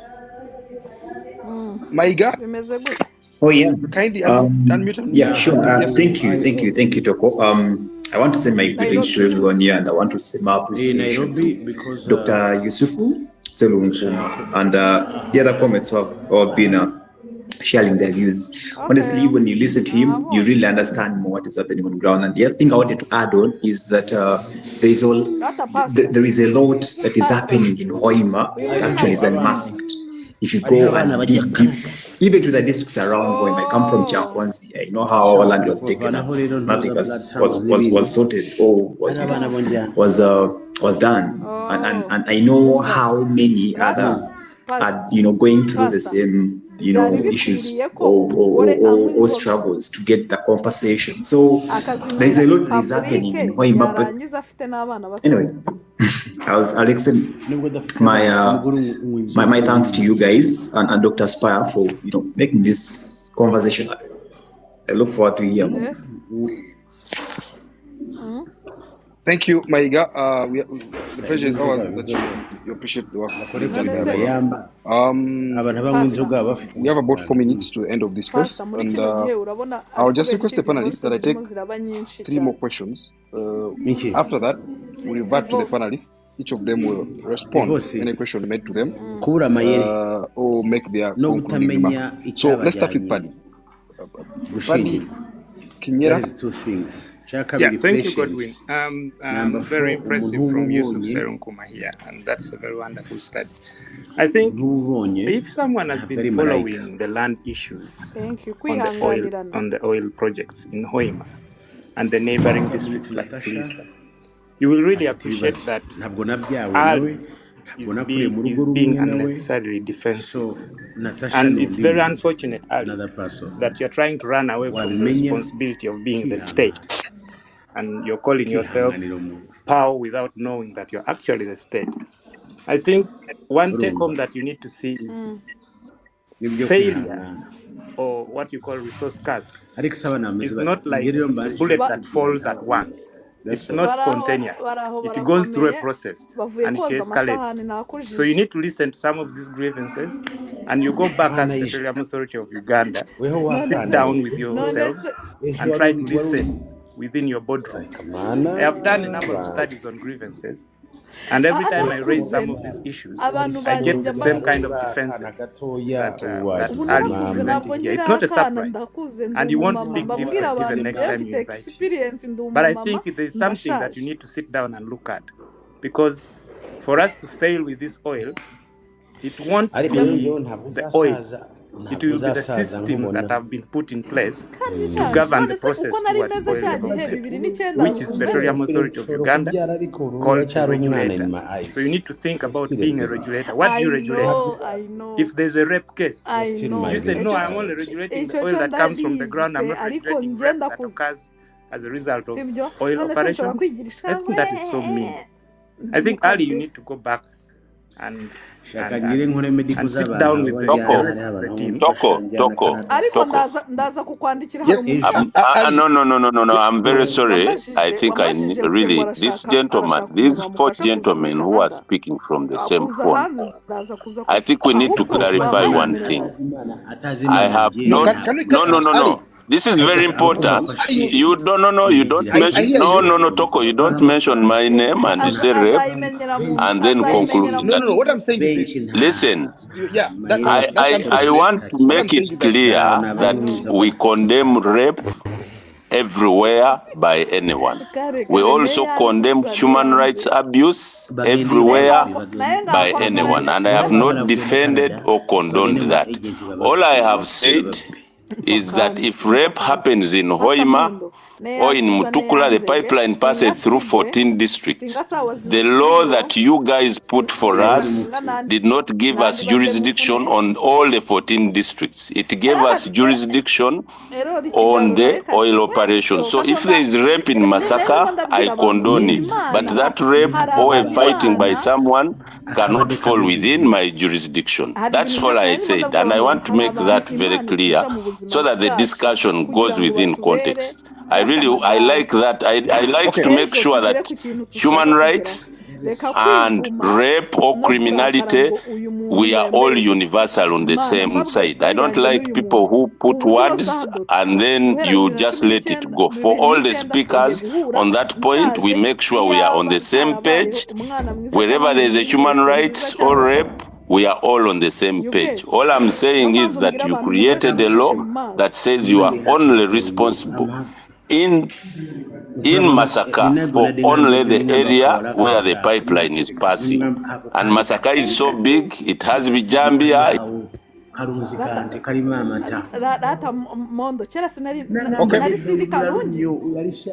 you for the clarification, Ali. I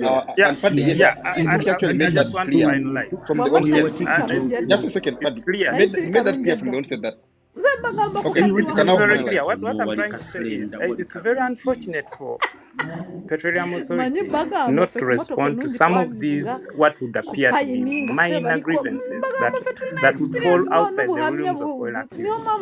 It's very unfortunate. I mean, someone needs to go back and sit on the drawing board. If your mandate is not enough, then you have to talk to Parliament and they revise your mandate to give you more powers to act on some of these issues.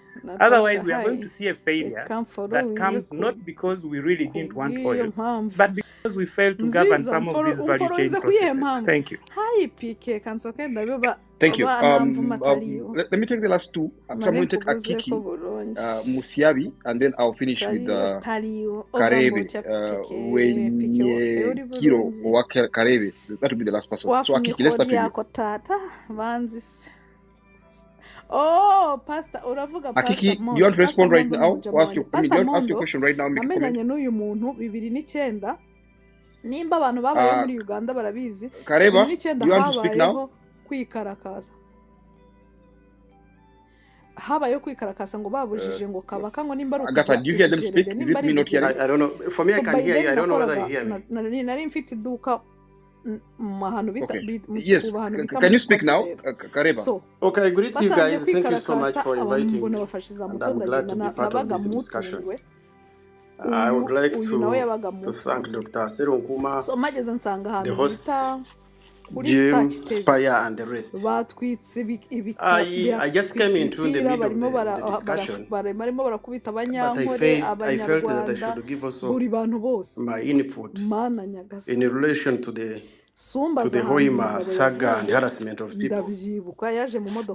And harassment of people, specifically where it goes and targets the scenic group of people, which I find very, very backward and primitive. The person responsible for the government project and the staff, I don't know whether Ari or what, I found him speaking. I heard him trying to be defensive much, which is okay. That is the status he has. But as we all know, especially from Dr. Serunkuma, like has been elaborating, Uganda itself is when we used to study a long time ago in layman's language, we used to say it's a heterogeneous state or it's a heterogeneous nation, meaning it's composed with so many tribes or what we call ethnicities. But when you look at what happened to Hoima, especially at the area of Kapapi, and you see women who were raped, their children burnt in those houses they were demolishing, it's as if we are becoming another Somalia or South Sudan. Somebody mentioned that. I wouldn't imagine in an era where we have a leader who is a revolutionary known, who is Pan-Africanist,